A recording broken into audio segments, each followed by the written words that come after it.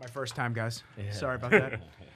Haven't done any of these before. I've only done, what is this, 56 now? 56, 7, something like that. I might fuck with some rum. I don't think I've drank rum since high Ooh. school. Really? Yeah. Rum's always good. Is it? Yeah. People keep bringing liquor to a fitness podcast. Yeah, I mean, listen, I'm not opposed to it. You know, take it. long No, it's week. so- You want a yeah, little, it's cool, yeah. little drink. It's balance, right? Isn't that what this is? Balance. Of course. Balance. You guys are coaches. I'm not a coach. You guys. Balance tell is me. the one thing that we strive for that I've never found. Oh, that just makes me feel like Yeah. Captain Jack Sparrow. There you go. That is fantastic. I don't know how this is going to hit me, so we're going to start with a little bit and call it from there. But Yeah, we do there have you go. we do have dinner too. Cool. Mm-hmm. We have the after dinner thing. See if So it turns into a comedy or not. yeah, it's going to be great either way. Paul, appreciate you coming down, Thank you. chatting it Yeah. up with us. I mean, you know, since day about- one, about we've time. since day one we've wanted Yeah. to have you on as a guest. Yeah. And I Long think overdue. yeah, seriously, long overdue, especially because you guys are partners Yeah. in the gym and Yep. a lot of things to talk about, especially with entrepreneurship, because you've definitely been an entrepreneur for a long time, True. and that's a good Yeah. thing because Yeah. not a lot of people are, and I think it's I've tried a lot. Some worked, some didn't. Yeah. But, at the end of the day, some of it monetarily didn't work out, but some of the best experiences that I've had were from some of the ventures that I was out into. So, yeah, and that came down to things that I can actually pass on to my kids now. It just so happens my daughter's she's an animator. oh sick.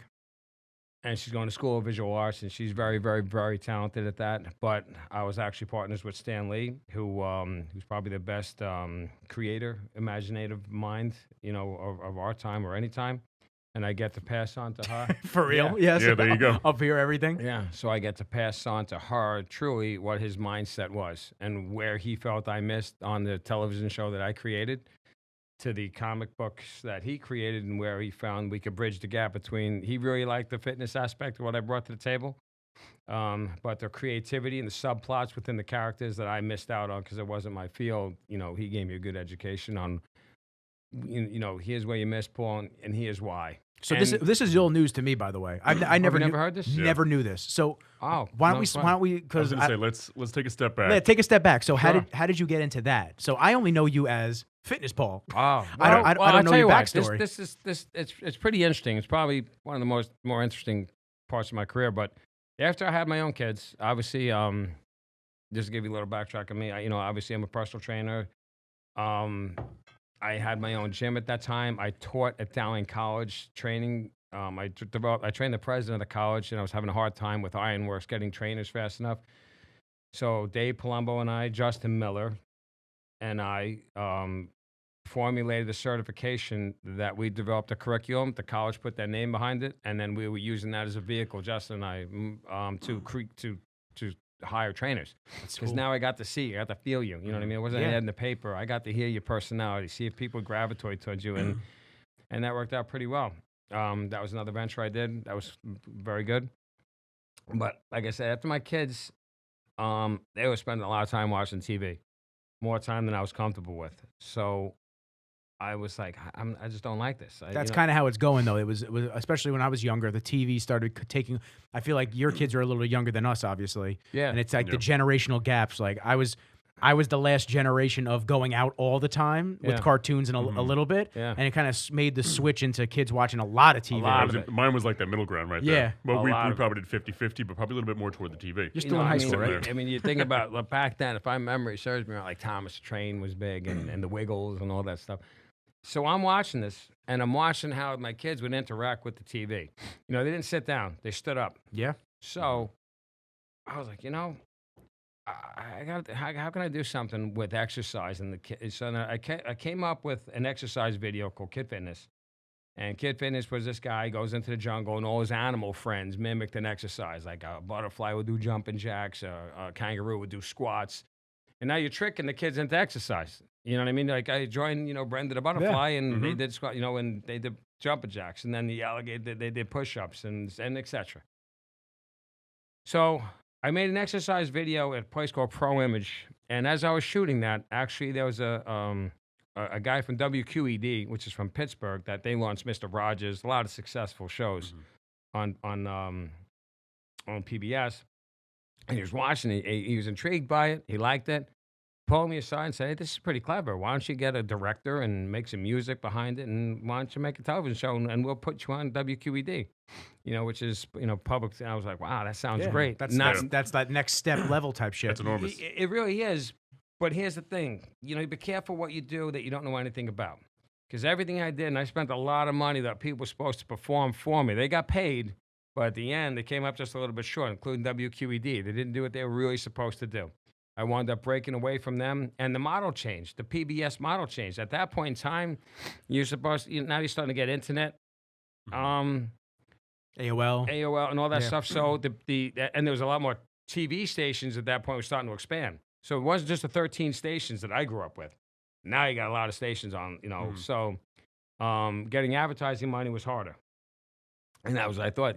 I had 4 30-second slots in the 26-minute show to sell advertising. And then I also had the ability to sell advertising throughout my video cassettes. and definitely advertising way more expensive than it is what it is now. Oh, because I know a lot of marketers big. talk about. I mean, if you want to advertise now, you put an ad out on Instagram, and it's like, how long do you want the campaign? We're $5. That 30-second slot, that was a couple $100,000. Damn, easy, a couple $100,000. But it turns out that the following show has been brought to you by Coca-Cola. That's what you're allowed to say. You really weren't allowed to solicit your product. So it's a lot of money to charge somebody to say the following show has been brought to you by the Rizzles, Rizzles Productions. When you don't get to say anything about the quality of your company, the type of company you had. So that was a challenge. So what turns out, anyhow, I hired the director of Barney. I hired a great costume director, great script writers, and we put together Series 100. We did 13 episodes, and they were good. I had a Kid Fitness that I got rid of because at that point it was pretty funny. This was funny. Do you remember the show Entourage? Of course. Do you remember Ari Gold? Yeah. Mm-hmm. So the Kid Fitness I had was a Marine. I really liked this guy. Actually, he was my second Kid Fitness. The first Kid Fitness I got rid of. Second guy, I really liked this guy. Really all-American kid. Big kid. Good kid. Jared was his name. I really liked him. But his manager was like Ari Gold. He thought who he was. He thought he was managing Vincent Chase. Yeah, exactly. So I said to him, I was like, buddy, this isn't, you're asking for too much of the pie, going into it. We haven't made $1. This is me coming out of my pocket paying you. Yeah. And he's getting paid handsome. And it's a good launching pad for this guy. It's a really good opportunity for this guy. So from that point, I told his manager, I think you watch Entourage too much. This doesn't work. So I fired him and I hired this other kid that turned out to be fantastic. This kid, Casey, was really good for Series 200. And that was really the evolution of Kid Fitness. At that point, I brought in animations. We went to a different country in every episode, and that was animated. Kid Fitness would animatedly fly into Japan. Mm-hmm. And you learn about culture in Japan, food in Japan, sports in Japan, or martial arts in Japan. That was their thing. So it was PBS. So it was very educational. There was 6 minutes of interactive exercise per show. 6 minutes where Kid Fitness said, "Hey, come on, kids, and let's do this." And the kids would get up and actually move. Like I said, which is great because they had no idea that was exercise. They just thought they were just interacting with the show. Correct. We tricked them into the exercise through the same animal characters that I had. The ante was up on the costumes and such, and it was really good. Honestly, my kids loved it. Every kid that ever watched it loved it. I won a lot of awards for it. It was really cool, but it wasn't what I thought because I had to actually form a partnership with American Public Television out of Boston. I had to go up there and clear individual stations. So I had to go down and go to these conferences and really try and wow people on, hey, this is a great show, it's free program. But I could be put on at 2 a.m. I was all over the place. I wasn't on the kids' block. So that being said, it's geared towards 7-year-olds, and you have it on at 4 a.m. when all the alcoholics are getting home. Tremendous. That's how. Well, they could use the exercise 2 o'clock in the morning. Yeah, my ratings. They're sitting in there. Kids, go. My ratings are through the roof. But I gotta take a sip of this drink. But that was a painful. Everyone's getting back from the bars at that time. What I'm curious about though is, how do you think that would be portrayed in today's society? Like a show that's gauging kids to exercise. And John, if I would have got clearance, I would have got clearance, if I would have been put on the 5-hour block, there was no question it performed. My show performed. I'm saying today's kids, society. The iPad sucked in kids. Like the parents I don't know just if want I'll go as well. That's what I'm saying. The parents just wanted the kids to sit down with their iPad and shut the hell up in the corner. Well, I'll tell you what, it might be an iPad. It might be an iPad app instead of a TV show. It really, if you did that, it would probably have to evolve into today's time. At that point, television was big, but that's it. So just making kids exercise, though. Move. Right. But nobody wants to. Move. Right. Even my own, Yeah. it's amazing. I mean, that's we'll get That's what I'm getting at. Is a generation of kids that want to sit on their asses, but trying to make a show that makes them want to move. Well, you got to remember something too. When I Mhm. also did this, when I had my own kids, when I grew up, Mhm. I was told, leave the house. I don't care where you go. Be home at 6 o'clock. Yeah, Not come back 6:01. for dinner. Come Yeah. back for dinner. I'd have my fish, whatever, and I go and I ride my bike to my friend's house. There was no play dates. I drove, I knocked on your door, and that's where we just rounded up the friends and we played until 6 o'clock. Yeah. That's how it went. Manhunt. Yeah, man, Yeah. whatever. And we hung out in the woods, which there was a lot more woods back in the 80s than there is in the 2000s. But that was it. So childhood was very different then. You know, we were very, very, just adventurous. Yeah. You know what I mean? And if you ever saw our video games, you'd know why. We had Atari, we had Pong Combat, Pong Combat, the tanks. And Yeah, stuff. yeah, yeah. It was pretty bad, but it was a great time. Right. And Oh, I wouldn't trade anything for No. it. No, That not was at the all. best. Coming home from school, Yeah. watch a little bit of cartoons for an hour, and then And you're then like go to your outside. friends. Yeah, outside. Yep. That's it. And my That's it. parents, but now, I mean, even when we were really strict. Where are your kids? It's just really different. But anyhow, so I started this show, and I'm really proud of what we created. It was fantastic. I really had worked in talent. The music was fantastic. I had two music guys, Joe Giangrasso and this guy Tom. I don't know what Tom was. I mean, catchy as heck for a kid's show. Really clever stuff. Very well done. Enough to get Stan Lee's attention. That's awesome. And that was pretty cool. So I got a call actually from Stan Lee, who I don't know anything about comics, nothing. And he said, hey, Paul, this is Stan Lee, and I was very impressed with your show. I think you did a fantastic job. I think I might be able to make some changes, and I'm in California. Would you be interested in talking, maybe doing something together? And I really didn't pay that much attention, but at the time I had a lot of money in debt from it. Cost a lot of money, $2 million that we raised. Yeah.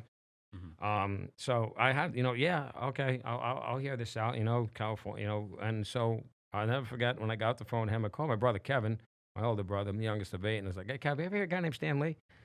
And he's just like, oh my God, yeah, he's a legend, he's an icon, he's Marvel Comics. I'm like, really? He just called me, he's interested in doing something with me. He's like, are you kidding me?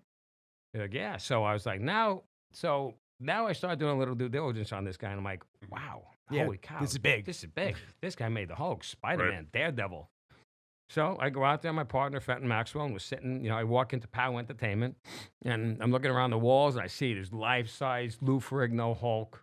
I look Spider-Man. I'm looking around him with a lot of different people, and I'm like, see, he always has his glasses on, Stan Lee. Yeah. So I sat down, and and now I'm starting to feel it. I'm starting to feel the pressure, the presence. Yeah, it's starting to weigh on you a It's little starting to weigh on me. Right. I don't get intimidated also, but I felt uncomfortably out of place. Yeah.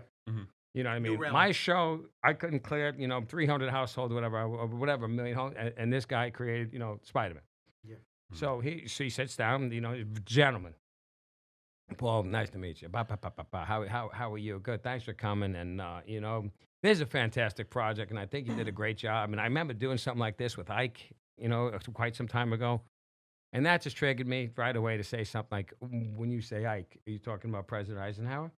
And he's like, yes. And I'm like, okay, that's enough. Why am I here? Yeah. Right. Why am I here? Because I don't reference presidents as friends and Ike Yeah. like that, Yeah. And I said, I really just, We don't go out golfing every Yeah, Sunday. Send Joey down the block. And he said, and the truth is that he was using Kid Fitness to circumvent his contract with Disney. Disney, I guess, at one point bought him everything he owns and everything he does. He has they have first right of refusal on at a very low percentage. So what he wanted to do was create a licensing arrangement 50-50 with Kid Fitness, where I still own the company. Disney would come in and buy the company out, and that's what he wanted to structure. And he said, you did a great job with the fitness component, but you missed on the character development. That's how we started this podcast, by the character development, the subplots within the characters. And John and I were talking about this on the way over. Just to pause 1 second, and I think I understood that because I know what it was like. Compare our world fitness. When I was growing up, as a young kid, Rich Gaspari was the guy that I saw on the cover. I saw something in him that, not that was anything like Rich Gaspari, but he was short. He didn't have great genetics. He had a wide waist, but he just had this tenacity, this tenacious hunger, drive, and he just saw something that motivated me. Like, you know what? That kind of reminds me of motivated me. Yeah. Mm-hmm. So I kind of understood what it's like to identify with someone that brings out, something better in yourself. And that's what he was talking about with the characters. You have to have subplots amongst the characters. So he took all my animals and as funny as smart as he is. He's a genius. I had a hard time with it because he took all my animals and he turned them into superheroes. Yeah. He took, all my characters and he took them in and made Power Girl Amy, who was this beautiful little blonde that when she got pissed off at you, she threw a wall so she couldn't get a date. She had a bad temper. She had Rollerball Raoul, who was an Asian guy that, he was very, very heavy. And when he lost weight, because he was very conscious of it, he lost his power to be a wrecking ball. He turned into a wrecking ball and roll. And roll. He'd roll through the wall, but if he lost too much weight, he couldn't do it anymore. So we had all these, and these are all online. If you have a good Google, Kid Fitness and Stan Lee, he talks about it. He pitches it, which we pitched at Disney, and we landed it, which was crazy. Yeah, pull it up. Yeah. Kid Fitness, Stan Lee, it's fantastic. By the way, he tells the story about the characters a lot better than me. Since he created them. That's got to be somebody's fantasy, though, to have something that you developed and Stan Lee quite literally turn them into superheroes. That's the dream for everybody. John, of course I was really excited for it. But at first it was a transition because for 2 years I made these animals that were my creation, and this guy turned them into something different. And then once I digested, once it finally went down, I was like, wow, this is amazing. Yeah. This is really amazing. But at first it was hard. Yeah. Because you're letting go of your baby. Your creation now just became this guy's on a much larger scale. So the first chew was tough, but after that you realized, wow, this is unbelievable. Yeah. Yeah, it's letting off the reins. Yeah. You start something and it's you almost it's like your own kid. It's like you're my baby. It's your baby, and he helped raise him up that much more. It got recognition by him, but he took it when he really explained it. If you guys ever if you really watched it, I have the video right here. Yeah, put a link in. Yeah, it's fantastic. He really talks about each one of the characters. Kid Fitness is the trainer to the kids' superheroes' kids, to superhero kids, and so in Super City. So he trains all the superheroes' kids to be superheroes, while the villains that the parents all put in jail and put away are trying to infiltrate it and get in there and wreck it and spoil it. And it's fantastic. I mean, the whole story, it's amazing. Yeah. And the way he talks about it, he gets so excited that you can't not get excited. Yeah, I have to listen to it when we'll put a link in. Yeah, we'll throw a link up when we upload everything. But yeah, it's on Vimeo. It's about a 12-minute video of him talking about it. Yeah. So funny enough, that particular episode, we went out to California to pitch at the Disney. That was always his plan, and we did. And in the meantime, the debt that we incurred, I created a fun fitness break because at the time they were cutting back on funding in the schools. So I created a 7-minute activity break to be performed in the classroom through my animals, and by doing that, it ensured more funding to the schools. Because if you didn't have a certain amount of physical education minutes, they cut you short. So we fulfilled that. I actually had a partnership with the United Way at Greater Chattanooga, and they fulfilled a really, really large order for us. That took us, a good chunk of the debt away. So it was a fantastic concept, and we put that fun fitness break in every classroom in Manhattan and the 5 boroughs. It must have been almost a sigh of relief when that kind of landed. It was tremendous. Yeah. You know what I mean? It was a great partnership. We were working on that really hard, and the United Way did their job. So now we're pitching to Disney, and it went very well.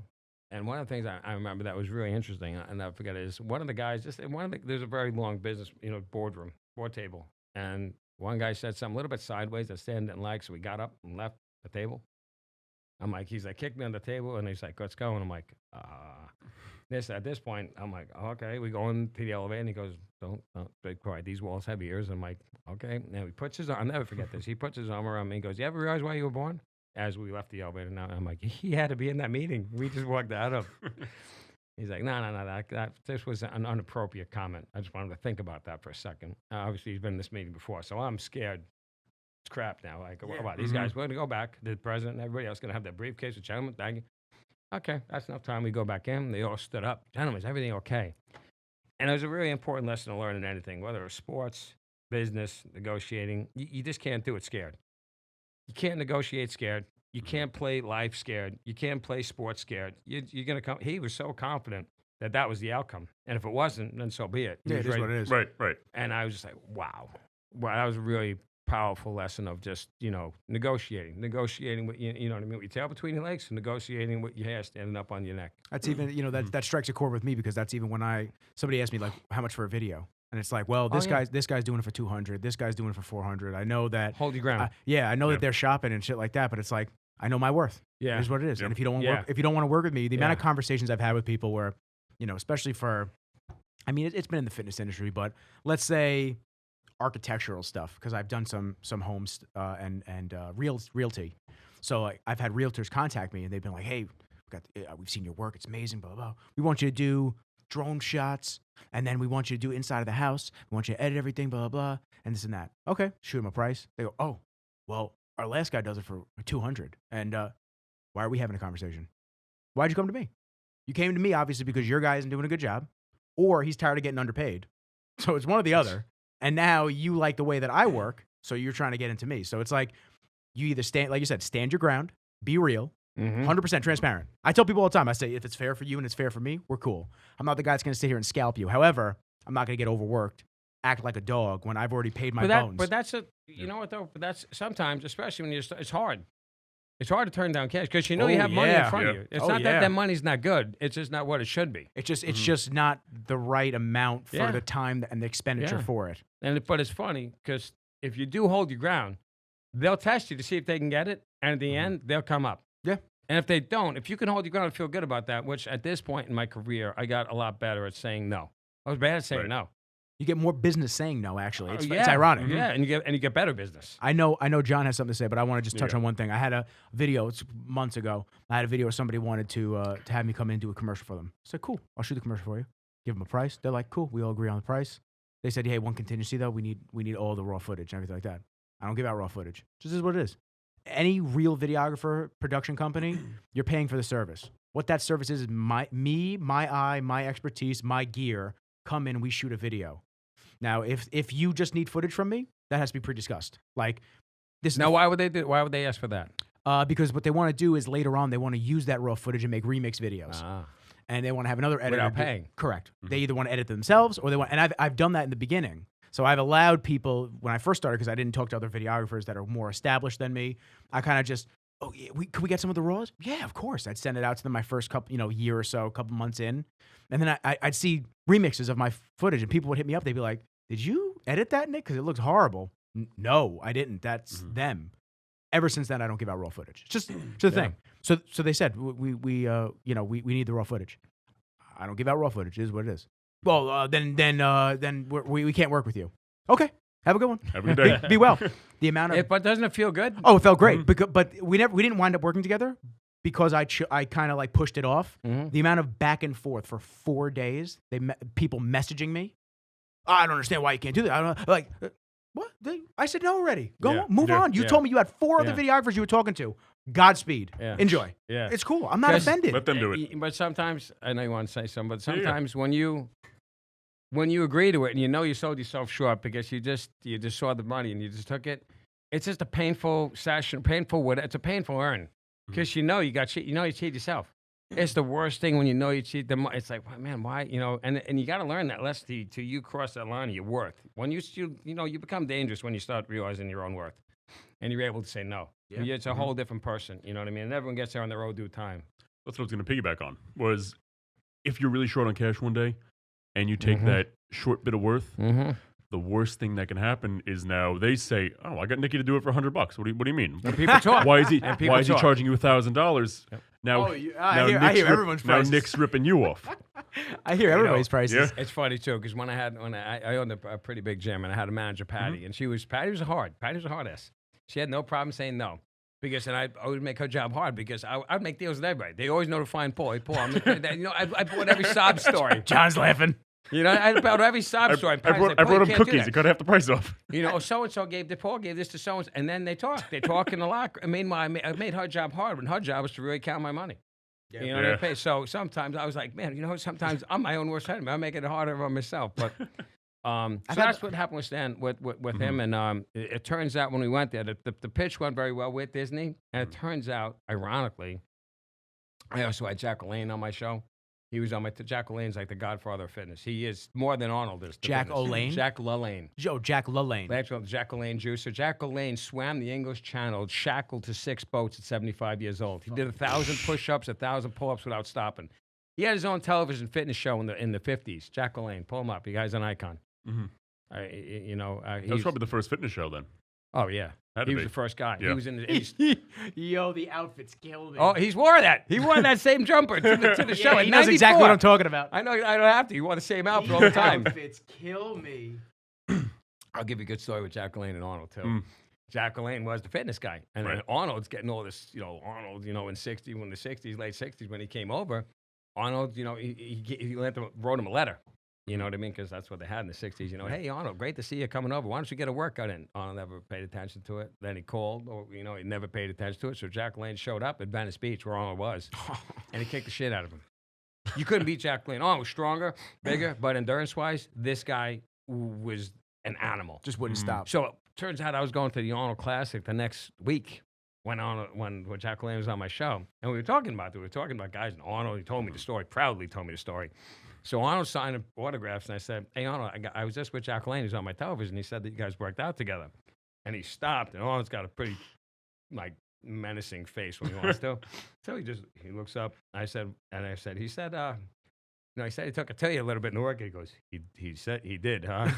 And he looked at me, and he just not like as much acknowledgement as you'd get. And he just shook his head, and he kept signing the autograph. He looked at me. That was enough. That was enough. He shook my hand, but he wasn't kidding. Like, this guy was for real. And he took a lot of offense that this newcomer that everyone's touting about came over and, was getting all this credit. And Jack LaLanne said, it was kind of work. And he ignored him, but that was pretty cool. And that's what happens. He was from here? He was from the States, Jack LaLanne? Yeah. Okay.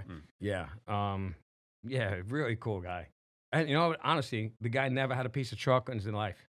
He died at 96 years old, which Elaine LaLanne, his wife. That's a tongue twister. Jesus. He wouldn't come out unless we had organic food for him. Everything had to be organic on the set. Really? Yeah. Oh, he was a real thing. This guy lived fitness. His saying was, 5 seconds on the lips, lifetime on the hips. He's not wrong. The guy lived to 96, and he had an aortic valve issue when he died at 96. But this guy, he had the Jack LaLanne juicer. He was the first one to come out of juicer. Guy was the real thing, man. It's nice to see somebody practice what they preach. I couldn't be anywhere. anymore. Honestly, when I met this guy, I'm like, man, that's every single ounce bit I would expect of Jack LaLanne to be the guy. Like, he wasn't a fraud. I shouldn't probably say this, but who cares now? But I met Tony. Nobody listens anyway. I won the world's best trainer. Tony Little was America's trainer. The guy with the ponytail. Yes. Yeah. He's a lunatic on TV. So Tony and I had to go. We had to go into the city for Forbes magazine because he and I were working for a company called SciFit that actually purchased my company, and they were hiring. They were making moves. A stock play that never panned out. It panned out for me, but not for anybody else. So as we're driving in there, the guy was like, just like this. We're driving in. I'm excited to see this guy. He's like a firefighter. He's just like driving in. You know what I mean? He did his own thing, and he was like, Right. until the door shuts and it's time to shine. And this guy, then he was like electric. Flicks on the alter ego. Unbelievable. I'm like, where the hell was this guy in the car right into the city? Where'd you come from? Unbelievable. So that was. Do you watch any streamers? I'm kind of directing it at you because it's Streamers and for video games. no, not really. No. Have you watched any streamers, anything like that on like Twitch or anything like that? Or does, No. does PJ? No, PT watched like animal attacks and stuff like that on YouTube. That's what he was. You got to send him. You got to send him to the Nature is Metal Oh God. Instagram page. Yeah, it's really? a wild page. Oh, Yeah. That's a wild page. it's gory. Really? Yeah, it's always rough. Yeah. PJ, when you're listening, type in Nature is Metal on Instagram. Nature is metal. Yeah. I saw Nature's Nasty. Something. It was like the animal attack. I don't know how the. It's probably, Yeah, that it's might probably be- the that might same be it, yeah. concept. Yeah. No, Yeah. it's called Nature is Metal. It's probably the same concept of stuff. Yeah, it's wild. But the streamers, there's a guy Yes. named Dr. Disrespect. He's 6'7". He's like almost 50 years old. He's one of the top streamers in the world, and literally, the character that he personifies on every single stream is like a cocky, arrogant, but like confident guy. He wears a mullet wig and he's got glasses on. And he's talking, there's so much aggression and sexualness right here. He's like, you couldn't even handle it. Like, he's that kind of guy. He acts like an old 70s, 80s with like all the neon lights and shit. Right when the camera's off, takes the wig off. He's a normal guy. So Wow. just something just like that. Well, you know Oh, what? yeah. Flips Yeah. the switch. Yep. For our industry, that's Dom Mazzetti, the bro science guy. Yes. I gotta show you. Did you ever see him, Paulie? No. He's like he portrays this douchebag, like complete meathead bro science guy. the guy that talks like this. Yeah. With the glasses. Yes, yeah. Oh, he's hilarious. He's hysterical. but hilarious. After that, he's just a totally normal guy, and people Well, so was like Hulk Hogan. but people are getting like mad Hulk at him Hogan for like when he was doing like an interview signing, because that's not how he speaks. That's not how he acts. They're expecting this douchebag to show up and sign these autographs. Oh, he was He's just like, "Hi, himself. my name is Jack," or whatever the fuck his name is. It's like, "Oh, nice to meet you. Thank you." And people are like, "What the hell?" Oh, they're expecting his his pseudo personality. Yeah, as if this was his real personality. Yeah. Yeah, he's hilarious. Is this it? No, So that's funny. Dr. Disrespect. Oh no, that guy I never seen. Yeah, Okay, he's great. really? Yeah, what's the name of his new book he just made? It's Dr. Disrespect. Send the check. It's violence, speed, and momentum. Jesus. Okay. Yeah, he's great. He's great. Look at the face, man. It's fucking perfect. That's great. It's perfect. That's great. Oh, he wears a body like a bulletproof vest the entire time. I love stuff like that. pretends he's really playing Call of Duty. Bro, Someone's actually gonna get him. I'm gonna have to send you the rage compilations of him just getting pissed because they're fantastic. I just love watching people get mad. I play with my boy Chris all the time. I know we're kind of segueing into video games for a hot second, but I play with my boy Chris on Call of Duty all the time. The amount of times I say, yo, first game in, I'm like, yo, how mad are we gonna get tonight? How mad? He's just like, nah, daddy's feeling good. Smoke the joint. Nah, daddy's feeling good. He'll be like that, bro. First death in, all you hear is fuck, and you hear the headset get ripped off and him going across the room. It's the best thing ever. So I just love watching people get mad during video games. You know, it's funny. He needs a camera. I spend a lot of time with my son every Saturday. We hang out together, and all day it's just my son and I. And he doesn't talk to anybody, none of his friends, right? It's just us, right? And then we go to bed at like 1 after. We go to bed pretty late. I said after we're done watching stuff. The next thing you know, his bedroom's right next to mine. I hear like, oh, it's aggressive, like, oh, and like this is 2:00 in the morning. I kick in the door, like, what the hell is going on? Like I thought someone was abducting my son through the window. These guys walkie-talkie, going, what's the matter? I'm talking to my friends. I'm like, I don't talk to a friend all day. What friends? What are you doing? Underground. Call, and all his friends, like that's their idea of hanging out. The game lobbies aren't the same as what they used to be. They used to be, before all this, like, everyone's got to be equal and participation trophy type shit. Oh, God. Dude, Oh, they were a menage, just fucking hate and just fuck you, you're a loser, and God, I slept with your mother last night. Like, just a berate. You'd get off the Xbox and you'd be like, oh God, you'd be like contemplating life. You're walking to the church just to like, cleanse yourself a little bit. Bathe me in holy water. Yeah, dude, the game lobbies used to be wild. Now you say one thing to somebody, you get banned. I've gotten banned so many times. Really? You say, I fucked your mom. Oh, so you assume my mom's gender? All right, calm down. Oh boy. You mean my dad? Yeah. That's crazy. Yeah, it's why. Actually, I wanted to ask you something because we're going to get into the fitness side of things more so for the gym ownership and what that's like and how that started. But how do you guys feel? I feel like we touched on this maybe once, maybe not. We had Alex on the show. Yes. Alex is fantastic. Yeah. Alex is a transgender man. From Bevs. From Bevs. Yeah, man, right? That's what you said? Yeah. He's a guy. No, he's a girl. No, he was a girl, Sure. was a female, transitioned before puberty, is a man. Okay. now. Yes. Okay. Really nice. Alex is great. Uh-huh. How do you guys feel about men transitioning into women and playing in Female sports? It's absolutely ridiculous. Thank It's you. insane. Oh my It's God. It's insane. absolutely fucking ridiculous. Thank you. I How does knew it get- this would spike a nerve. It's just, no, fuck It's yeah. Yeah, insane. seriously. It's fucking bullshit. insane. It's bullshit, and they're crushing the girls. Crushing them. They're Crushing 'em. breaking world records. Yeah, but they're not breaking anything. They're I know, they're not I know. playing with their own kind. Yeah. I think it's ridiculous. Honestly, listen, whatever you want to do for your personal life, that's one thing. Godspeed. But you shouldn't have. If you have different hormones than somebody else, and it's it's not fair. Yeah. That's just my take on it, and in my own humble opinion, having know a lot about hormones.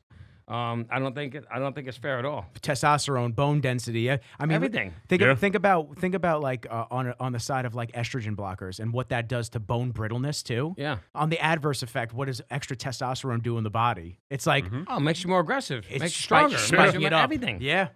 Everything. I mean, why do bodybuilders take testosterone? I mean, the testosterone are the ones. It's not the anabolic stuff. It's the testosterone side that draws the androgens, the real male characteristic traits. To have them participate against a girl is crazy. Yeah. Yeah. There was a girl that actually just. It's not fair. I mean, whatever they want to do outside that, to each his No, own. I 1,000% agree. of course. I think for sports there should be transgender league then. Like Then if you that's want to do fine. that, that's Sure, that's do what I what do. you- do what you want. I think now it's equal. exactly. Yeah. So everyone can play. Everyone can take as much And shit as know you what? want And because it now. seems to be enough of it going on where they probably could formulate a league. So now, like, let's say Susie, who used to be Mark, let's say now the amount of testosterone Susie. Well, no, it would be the other way around. It would be females to male that's taking extra test, right? Because then the males to Yes. females have to take estrogen. So let's say Susan that turned into Mark, the amount of testosterone that he's on now, like everybody else should be able to take steroids. Then technically, Yeah. that should be the go-to Yeah, move. which is Yeah, there's this guy Trevor Noah. He's been debating this. He's a popular talk show host. What's his take? He thinks that we're discriminating against them, that it's not fair. And I'm just like, There was a think we're man. just- I insane. gotta find the clip. There was a guy. There was a female that transitioned into a man, and it was MMA. He was fighting a woman. He almost killed her. He almost killed Shattered her orbital bone. I think I Yes. saw that. Yeah. It's like- I think And they posted that on Instagram. and they fucking announced it as the most brave athlete ever. It's like what? No. What? No, you just almost. No. That's a Kill- man yeah, beating you're the shit out of a good woman. Yeah. I mean, I don't know. It seems like everything's getting taken too far, and this It's like how not far to can we get push? political, but the liberal attitude is just extending Yes. so far that there has to be parameters. Yeah, I agree. And that's just my take on it. I tell you what, if my daughter was competing and getting her ass kicked by a guy that used to be a guy and now he's a girl, I'd have a real problem with that. I would too. Of course. If I had kids, I'd have a problem with that. Yeah. And if you 100%. and there's a guy named Steven Crowder. He's more of a conservative podcast. I listen to him in and out. But he was talking about it today, and he said if you compete for sports and you think that you're just going to compete not to be number one, you're wasting your time. Everybody who's competing in a sport, it's not your God-given right to compete in a sport. That's an opportunity for you to compete in a sport. And if you're going to start going against people that are, Well, you know what, Nikki, I think now, when I grew up, we played sports because that's how we hung out. That's how we played. It was like, I wouldn't call it an honor, but we loved going against different towns and taking our friends and playing against. And then it became, and I think my dad saw maybe 2 or 3 of my games ever in my life. Like my dad worked, like the parents weren't that involved. I coached my son a lot, and I think it started going for you trying to get your kid a scholarship. Yeah. So the stakes got emptied up. Like parents got very involved with the sports and the training for the kids, and everything started changing. which means you're trying to win. Oh, you're trying to win. You're trying to win a slot of a scholarship. You're trying to get your kid to go to college on a ride or have be subsidized by a scholarship. So the stakes changed a lot as time went on to the point where I think some kids it took, especially like something like gymnastics. I mean, I had a really good friend of mine. His daughter, she was at gymnastics before school every day, after school every day for hours. And I don't think she ever saw the sun. Got a full ride to Ohio State. By the time she was a senior, she was done. She never went to college for that.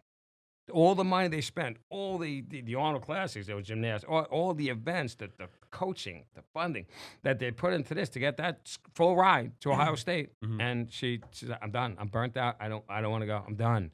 Yeah. And he was crushed. Like you got your goal, but you burnt your kid's childhood out. Her childhood was spent on a balance beam. And not by choice. That you? Yes, my phone fell. Yeah, Damn, sometimes John. not by choice.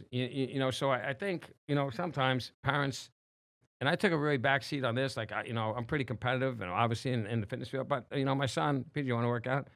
I had to wait for him to say, yeah, let's work out. I really didn't want to push him into something he really didn't want to do. And he was a really good athlete. Which is the right way to do it. I think so. I think so. He did what he wanted to as a child. Instead of going hit the mats It's like the, you're it's the one area Yeah. of time where you really shouldn't have that much responsibility other than do well in school. Mhm. Do well in school. enjoy That's life. it. Enjoy life. Whatever it is you want to do. But as long as you're doing well in school, it should be your choice. If you're not doing well in school, that's a different story. But, he's on the honor roll. My daughter's, on the and I never wanted to force him into doing things just because I had it. This is my son. Right. My son really, he should be doing it. So I kind of saw enough of those parents that they're really like, wow, I don't want to have that. But now imagine that flipped around a little bit, where those parents and that, let's just say the daughter worked so hard for that scholarship, to have it taken away by somebody who assumes themselves that gender and she loses the scholarship. That's wild. I don't know. I can't imagine that. Yeah, I feeling. brought it up because it's a hot Yeah. topic right now, and I know that Yeah. this is something that we kind of all have common ground on. But even if we didn't, I would encourage a debate because I don't see how that's any different.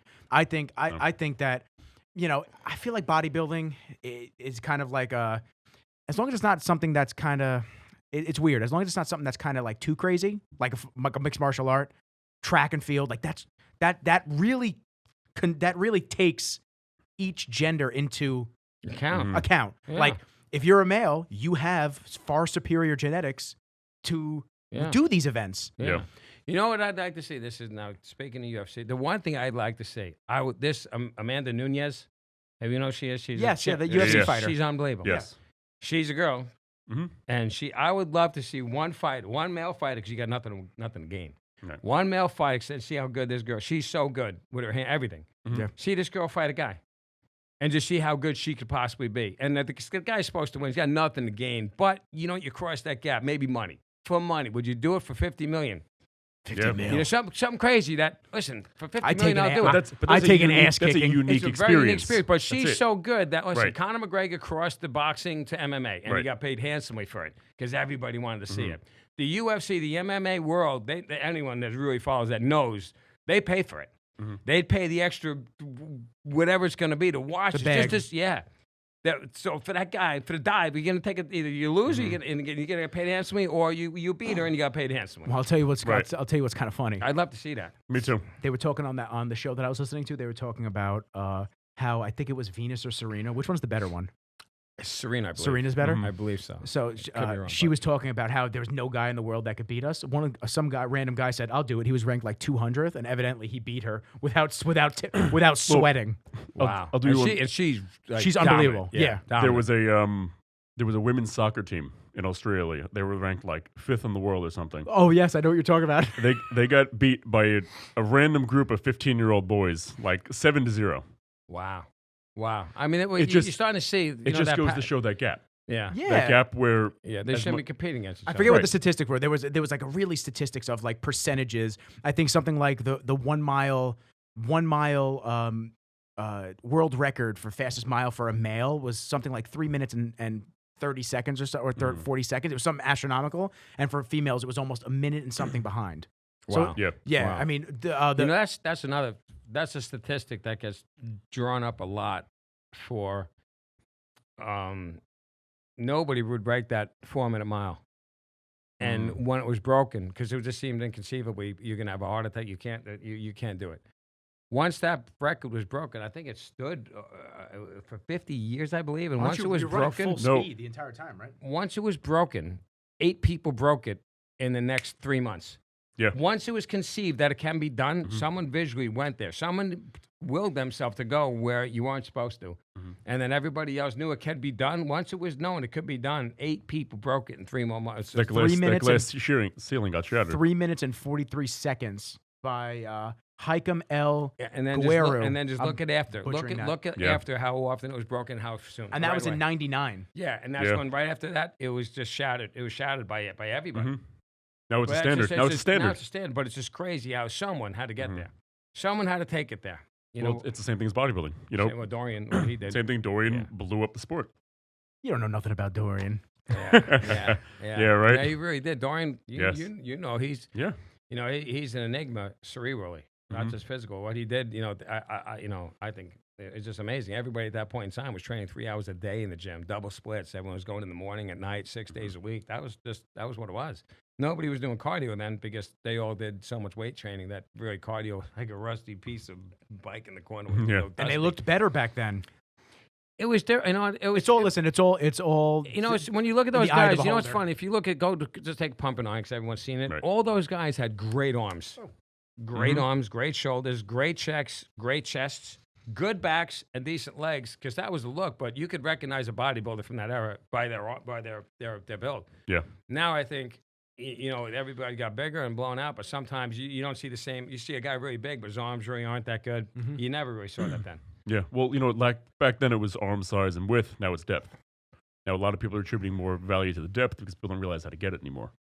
It's very different, but I do like that look. Sometimes it's just such a pleasing look. We look at a muscle belly that's just shaped so well, the chest, the shoulders. Yeah, like look at- I classic look at physique. Like classic physique was supposed to be. supposed to be. Supposed to be. Yeah.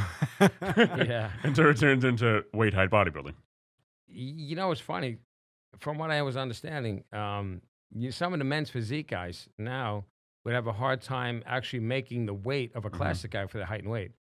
Yeah, That's I heard interesting. that. These as well. I heard guys that are as well. supposed to be, men's physique guys, like board short guys or whatever. Hollister model. They Yeah. couldn't make. Well, the when I weight. was thinking of competing again, I was thinking of going to classic because I actually do have good, decent legs when I cut down, and I would have no problem getting to that weight because I competed at How tall are you? 5'7". I competed at 170. 150. I was Okay, on so stage. 170. I think you're allowed a 165. If I'm not mistaken. Easy. Yeah. Easy for Yeah. me.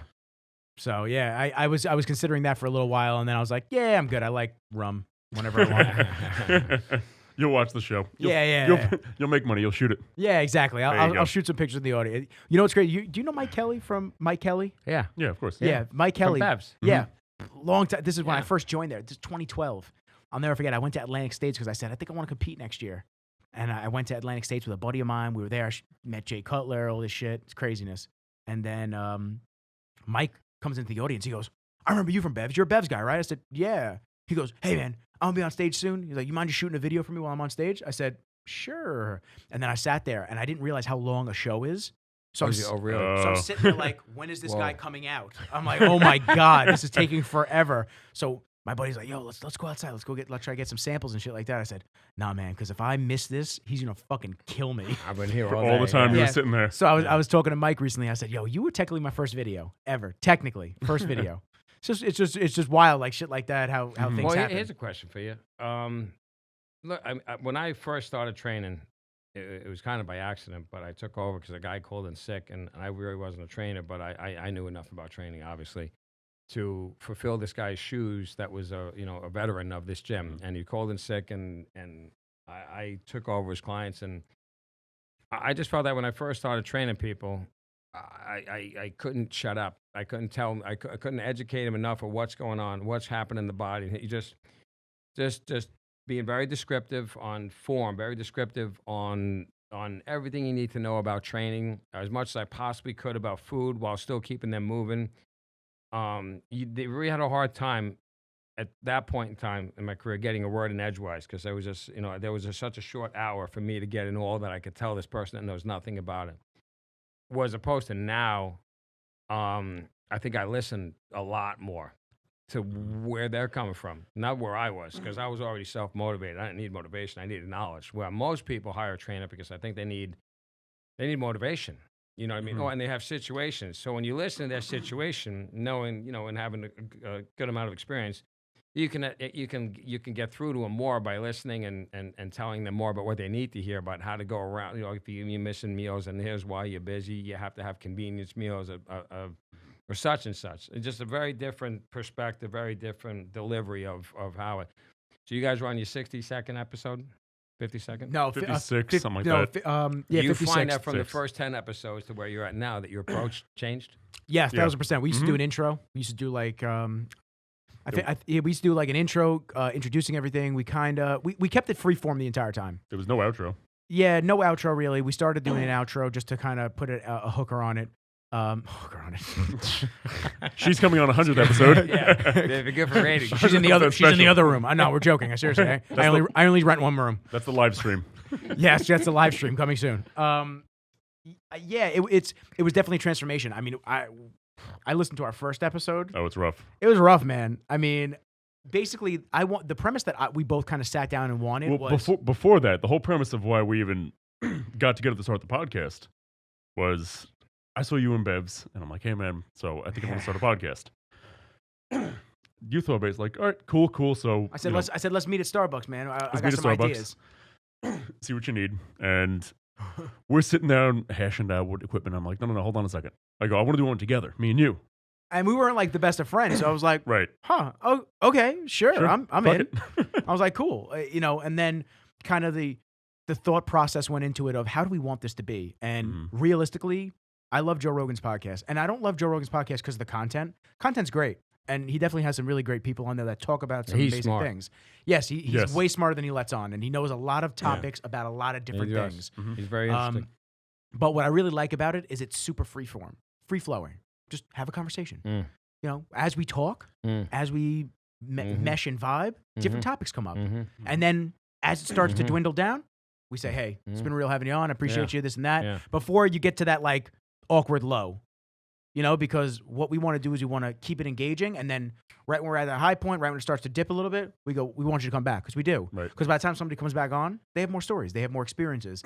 Other things have happened. And that's really what this was set out to be. And it is continuing to be. Yes. It's meant to give people experiences that we've gone through, that our guests have gone through, that, whether that's business, whether that's sexual with partners, like whatever it might be. Well, you guys might have an interesting angle, because even now, my model is changing. I'm coming up with a new business in a couple months that is, I think, where I want to be in my career, and where the fitness industry is as far as being lucrative, being effective, being motivating for me.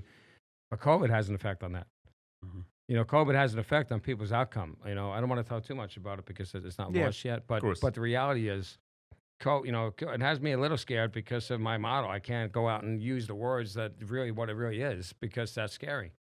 So, a lot of businesses, but I'm still in business, obviously, and things are very good, and I'm modeling towards that. But the obstacles that COVID has created, and every time I hear it, and I hate the word, and I don't like talking about it too much, but the reality is, you keep hearing about these new strands and the vaccinations are going to be boosted. People are still spooked. Yeah.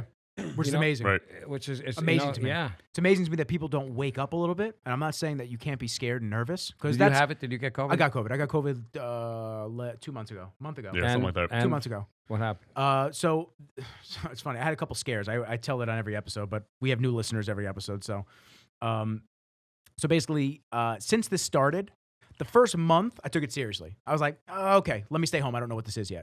Stayed home. I was like, no worries. Right after they shut down the gyms, I stayed home. Then I started getting stir crazy. I said, I can't do this anymore. I'd bring groceries home, wipe my groceries down for that month. And then after that, I said, fuck this. I can't do this anymore. This is ridiculous. This is so stupid that I have to do this type of shit. But like, they'll keep fast food restaurants open. They'll keep all these main chains open, but you can't go to certain places. You can go where everyone's congregating and you're going to get it anyway. Of course. I still struggle with that. It's asinine. It's the stupidest shit ever. And if you have a brain and half a brain, actually, you could figure out that a lot of this, I'm not going to say it's political because I'm not. It could be. But what I am going to say is that it's a lot of control shit. And it's a lot of fear mongering the public and who's going to listen and who's going to do this. And it does affect business. I mean, you could go on a whole COVID whatever. Well, that's the biggest problem. Well, I stopped. I was dead in the water. I had contracts with multiple companies going into this. I bought the dog. He's not here today because I have a rental car, and then he's not allowed in the rental car. Otherwise, you would have met him. But I got the dog because I wanted a buddy with me when I'm at my office. I hang out with him all the time. That's cool. But like. I was about to be financially secure for the first time in my life. My business was booming. And now it's booming again. But it's like it was booming at the time. And then all of a sudden, done. Nope, we can't shoot. Nobody wants to be in person anymore. Sorry. And I kind of sat there and I was like, oh, okay. And sat and waited and waited and waited. And I started getting nervous. Like, it's June and there's no money coming in. What the fuck? And then July came and all the athletes were like, we don't fucking care. Let's go. And I said, okay. And supplement companies didn't care anymore. And I was around. I think people just had the point where they had to do something. I said, "Yo, let me just get this. If I get it and I get it over with, we're good. I don't fucking care anymore." My mom, she's out working. She didn't care if I was out. My other side of my aunt and my grandma stayed home, obviously.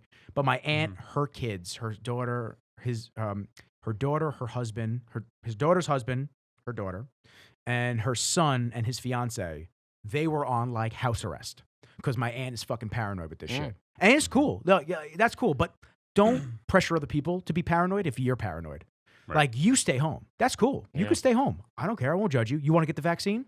Get the vaccine. I don't give a fuck. It's not for me. I'm not going to do those things. If you wanted it, you could do that. I was thinking about getting the vaccine just because I'm obviously a public figure that deals with a lot of people, and I wanted them to feel comfortable around me, even though I had the virus. And the antibodies. But if I get the vaccination, I still got to wear a mask. You still have to social distance. You still got to wear a mask. You could still get it. Nothing. And you can still spread it. There's no extra perks. And now they want you to get into third shot. A booster. They're supposed to be boosters. Oh, it's a booster, right? All the time. We're just going to be pricking us every 6 fucking months. I'm sure I don't want to spend that much time on this, but what just spooked me about it altered my mind was the when they shelved the Johnson & Johnson quickly. Like, what's the real reason? Yeah, well, they're acting like, oh, there's going to be, anybody who's a conspiracy theorist is going to put this down as it should have been a miracle cure from day one. It's like, no, they took it off the shelf for a reason. Yeah, take your fucking time. Blood clots. Yeah, I have a bunch. Blood clots. Oh, it was. Yeah, I have a bunch of people that I've screenshotted. Lovely. So like, actually, there's somebody that goes to Bev's. I don't know if he listens to the podcast, but there's somebody that goes to Bev's, and I posted, and I'm going to talk about my COVID experience too. I posted on Facebook. I said, I don't care what you do. Contrary to popular belief, you don't have to make a vaccine post. You don't have to post your card. You don't have to post, hey, I'm vaccinated. No one gives a fuck. Like, no one cares. Were you looking for applause? Oh, you did what for us? The greater good of humanity? Yeah. But you can still get it. You can still spread it. Yeah. You're an idiot. See, I was hoping for a black, if they have like a certification, like a fake license, I'd get like a Yeah. You could probably, we can figure something out. We can figure something out. Paul, we'll talk to you off air. Paul, we'll talk to you off air. That's in the other office. Yeah. That's on the Scarlet Road. Remember the Scarlet Road, the black market listings? Yes. So like, I made a post like that, and somebody commented, get my second shot in 9 days, like trying to be a cunt. And I'm just like, okay. I said, I gave the thumbs up, and he like puts out like a happy face laughing. Literally 2 days ago, he posted, I've had severe vertigo for a week now, and this and that. I'm like, that's weird. I'm fine. What happened? Yeah. You're acting like an asshole on my post.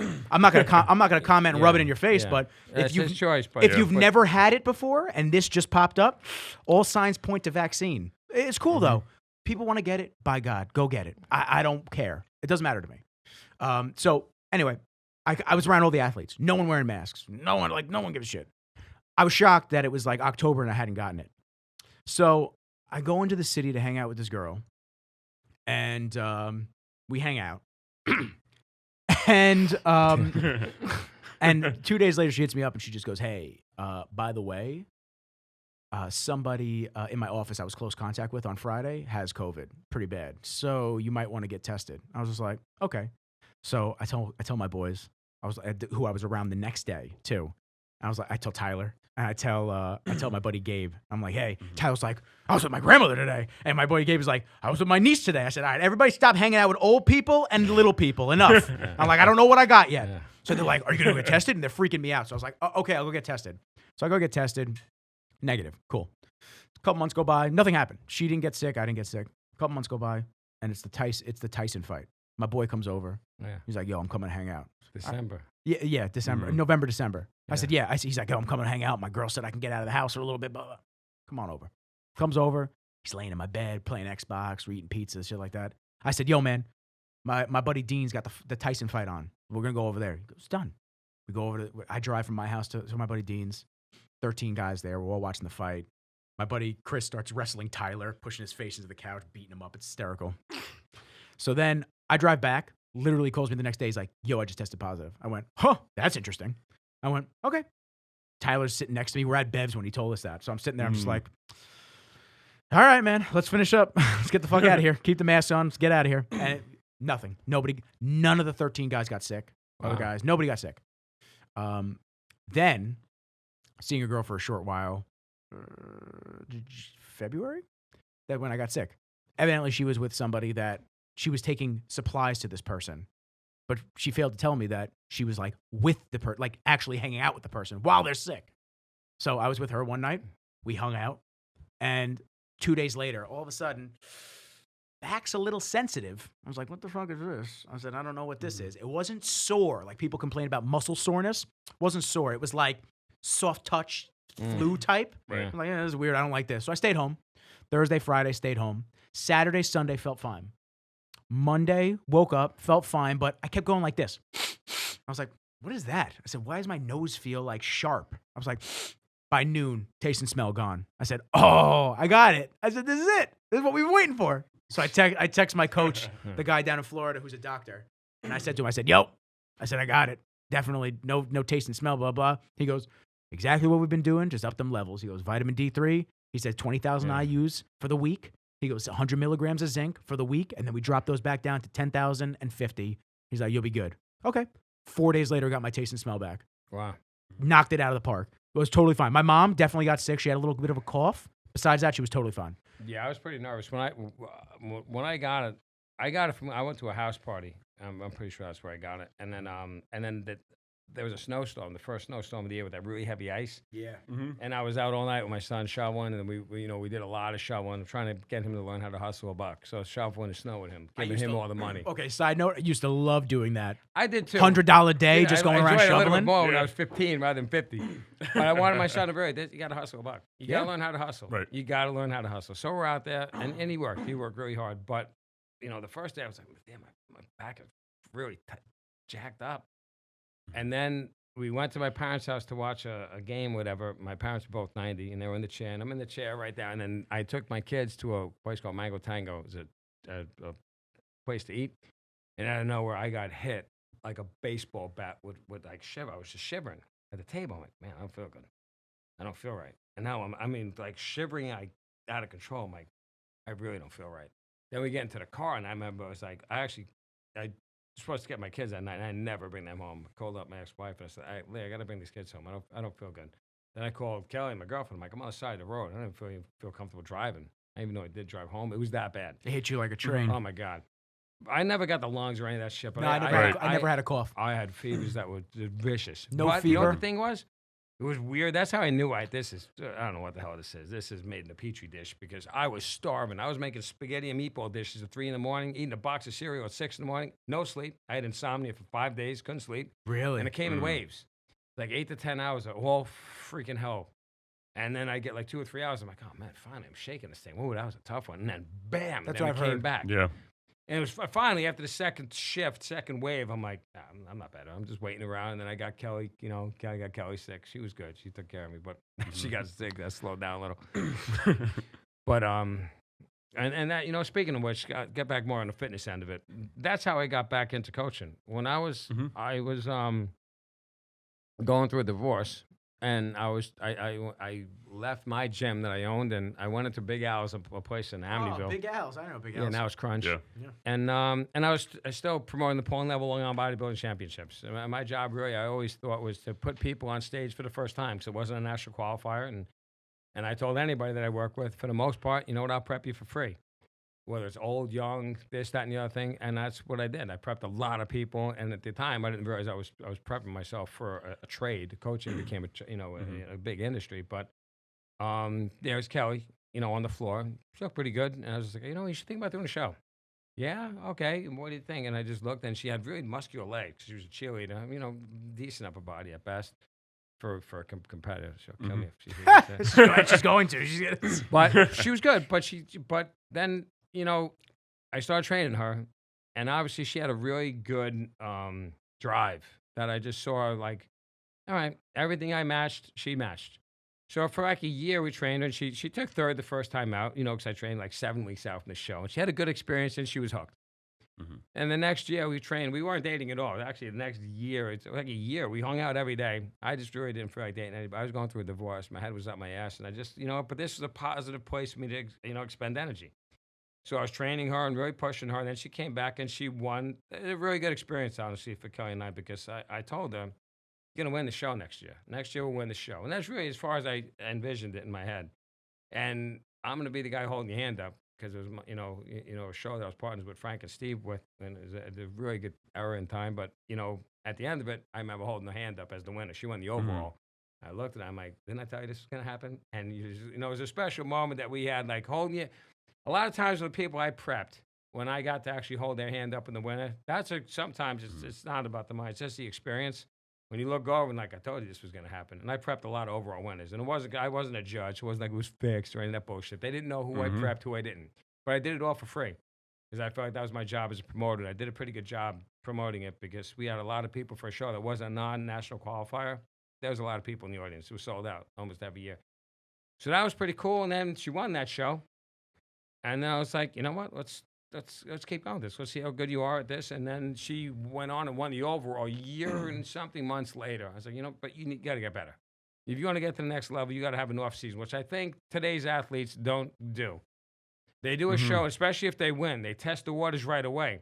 But there was a difference between winning the Long Island, which is a non-national qualifier, and she looked good, but not that good, looking back, comparatively to where she became, to winning the Mets, a national qualifier.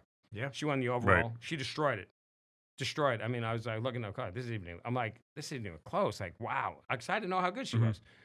And she was really good. In a good lineup, stacked lineup. She won the overall. And I was like, all right, what's next is another show. So I took a year and a half off, and she went to the Universe, and she won that, turning pro.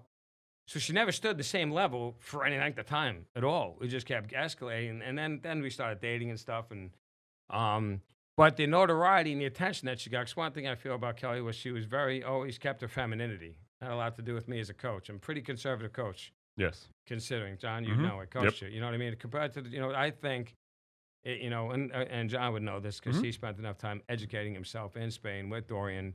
That Dorian was, everyone thought Dorian just was on so much shit and so much drugs and so much insulin. He didn't use any insulin, matter of fact, to the end of his career, and it didn't look good at all.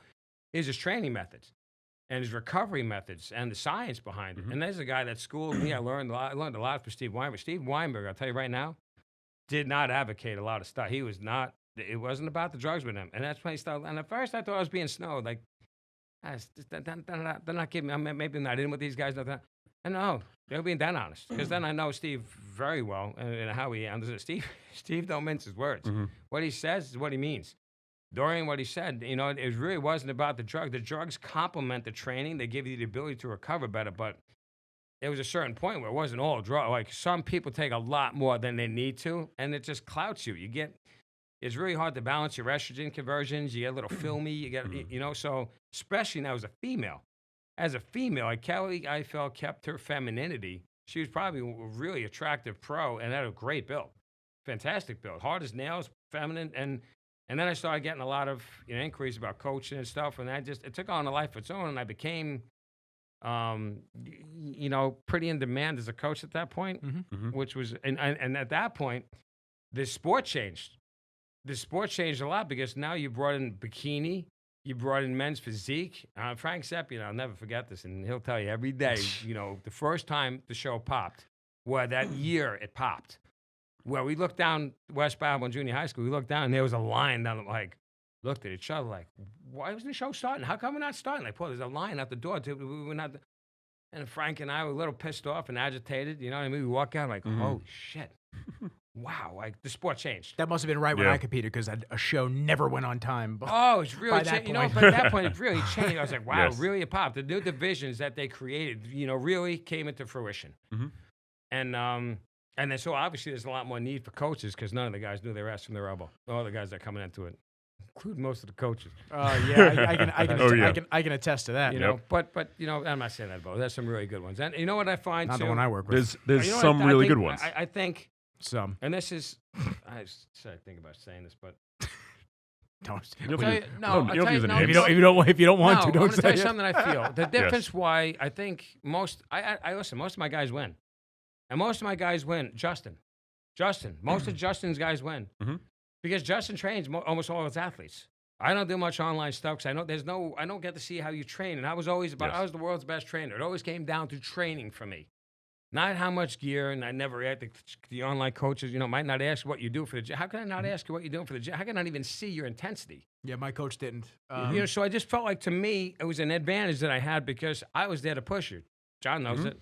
I mean, I've had some hellish workouts with you. Yeah, but pushed it. So I just think at the time it was just a good mix because I really did, I didn't want to, listen, online coaching, nothing against it because it's a tremendous lucrative industry, but I just think no matter how good a coach is online, there's got to be someone at the gym that has a FaceTime with you that can pose with you afterwards, look at you, and you get that interaction with.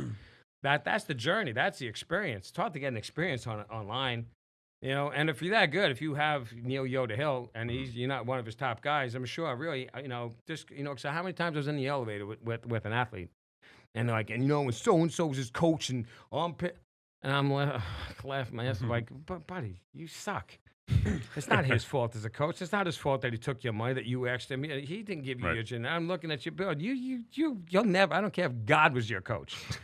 You're not going to be that good. Yeah. It's not fair to the coach to put just because you hire a coach that has high stature doesn't mean that he promises you a win.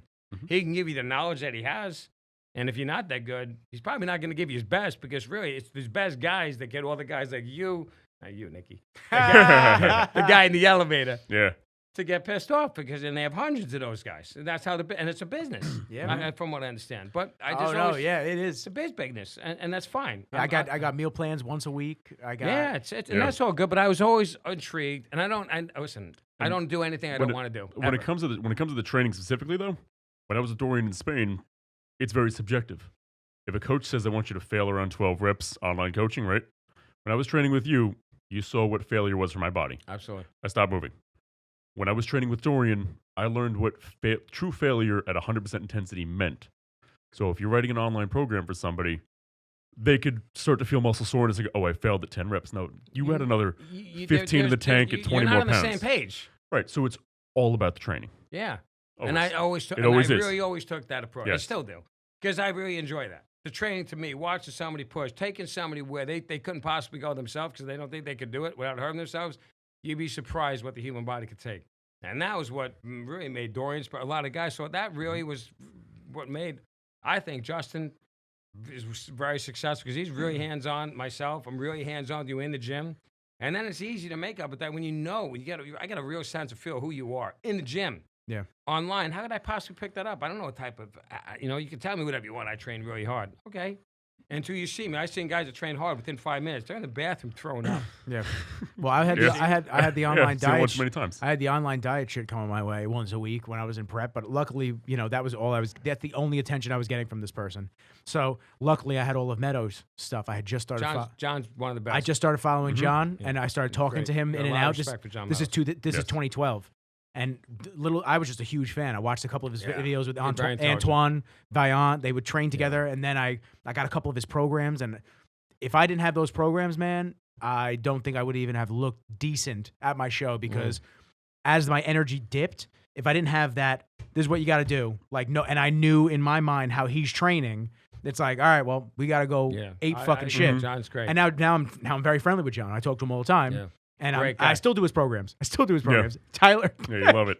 I got Tyler on the Taskmaster, which is a really cool premise. Basically what it is, real quick, is it's 4-week block intervals. So the first 4 weeks, you focus on back. So you're hitting back 2 to 3 times a week. Wow. And you're still hitting everything else. So each back workout's different, though. So you're not, overloading the back. Like maybe Were one. the reps the same? No, different. So each workout's different. So that first 4 weeks is back. Next 4 weeks, chest and shoulders. Next 4 weeks, legs. When we were doing legs 2 to 3 times a week, do you see the story I put up last night of Tyler's face? I think so. Oh my He was God. he was done. He's just sitting there, just what did I do? And John, I'm glad you're here for that because listen, John Meadows is extremely smart, and his methods obviously work, and that shows that if you talk to Dorian, it's ludicrous. Oh yeah. Ludicrous. If you train his legs, to train your legs, if you have any type of intensity, to train them again within 6 or 7 days, how? Yeah, How hard it's could not you- his. It was- It's not it was his type crazy. of shit. It's not that But then I would say because you that- can't because you'll get injured doing it 3 times a week. Oh, you exactly. You'd be Yes. ripping it off the bone. Yeah. But are you training with enough intensity? Because the theory is scientifically, training is an adaptation to stress. If you want to train it in a certain rep range, a certain threshold, it will adapt. Within 8 to 12 reps is the best rep range for hypertrophy, right? So at what point can you do 2 or 3 times a week where you're not overtraining? Because each workout's so there may be a pump workout where you're just pushing blood into the leg. Then the other one may be more quad dominant and then And that would hamstring be dominant. another thing. A pump doesn't. You can get a pump change in a light bulb. Yeah, well, his pump is a little different. His pump is he Well, goes you're by saying, but a he pump- goes a he goes pump by is blood. he goes by RPEs. So it's basically an exertion chart of where you should be based on this type of a workout. So if it's 12, you're Dorian status. You're going fucking ape shit, no Okay. crazy. Okay. But it literally he has a little indexing chart on the front. This is where you should be for these reps. So if you're at an 8 to 10, it should be you got a couple left in the tank. See, that's pretty spelled out. Yeah. As far as where you should be, which so I'm not surprised because of who it's coming from. And again, to be honest with you, when I trained with that high intensity training like Dorian, it didn't work that well for me because I just felt like it wasn't enough volume for me. And it wasn't that I wasn't training hard. Yeah. I just needed a little bit more. And I found that the workouts are so growing because every workout had to supersede the last one in reps or poundages. Somehow, pound or another rep. And after a while, I remember sitting in the parking lot just trying to get into the gym, muster up the energy it takes to outdo last workout, which it took me a half hour to get off the floor. It became so growing that it took away the love for training, and I love training. I really started not. It was so hard and I might have enjoyed it more if I was getting the hypertrophy, the growth that I was looking for, or the effort, the outcome. But I just didn't get it like I thought. I'm not truly a mesomorph. I'm naturally an ectomorph. If I don't train, I lose weight. Where I think Dorian is more of a mesomorph, where his body responds to anything. So I'm not saying that that's the only way to train because it worked great for him. Everybody's different. Everybody's different. Just like every diet, you can write. I can write. I have a pretty good idea of food, but everybody's different. And some people look at Arnold. Arnold's a pump guy. He pumped. He didn't train that heavy. You look at him. He trained. But you look at him. Yeah. Well, you and I are in the same room. When I started training 4 days a week, Dorian style, I blew up the past You year. blew up. I blew up the past year. Yep. Even though, Yeah, it's but two completely different John, things. you're Right. actually more like him than I ever was. You're Yes. more of a mesomorph. Yeah, now John, for his age, is pretty naturally dense. You carry Right. a lot of fast twitch fiber. Mm-hmm. So, and fast twitch fiber is the one mostly responsible for hypertrophy. So, you responded to him because you're more like him. It worked very well for you. That less volume, more recovery worked great for you. That's what I'm saying. Everybody's different. Yeah, Everybody is different. No question about it. But, and that was what was interesting was when I did all the prepping. for free for the Long Island, it really opened my eyes to that too. Like, the same approach just didn't work. Yeah. Especially with females, younger, older guys, natural, on gear, whatever it was. So I got to see and learn from so many, I mean, hundreds and hundreds of people I helped prep. It gave me a really good idea of, wow, man, this spectrum is broad. Yeah. You can't cookie cut it into one model. You just can't. Yeah. You're going to come up short. If I prepped you the same way I prepped you or myself, it doesn't matter. We love it the same, but we respond totally different in two different programs because of our genetics. Right. So on to that. So the first coach that I was with, tons of cardio, like average bro coach, tons of cardio. How much is a ton? Like I was doing 6 days a week. Actually, I think I was doing 7 at the end stage, but at least 6 weeks out from the show, I was doing 6 days a week, an hour in the morning, fasted 45 minutes at night. No, that's a lot of cardio. And that raises cortisol. As a natural athlete, I wasn't taking anything either. That's a lot, man. Yeah. And to me, if at that point, if you can't get it done with an hour, that was me the day of the show.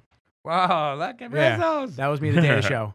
Then I transferred. Let me see that. I'm blind. That was when I was 150. So wild. Oh my God, look at your face. I dropped dude. from 240. I dropped from 240 in a year. How much you weigh here? 150. 150. I'm gonna show the camera. Here's Rizzles.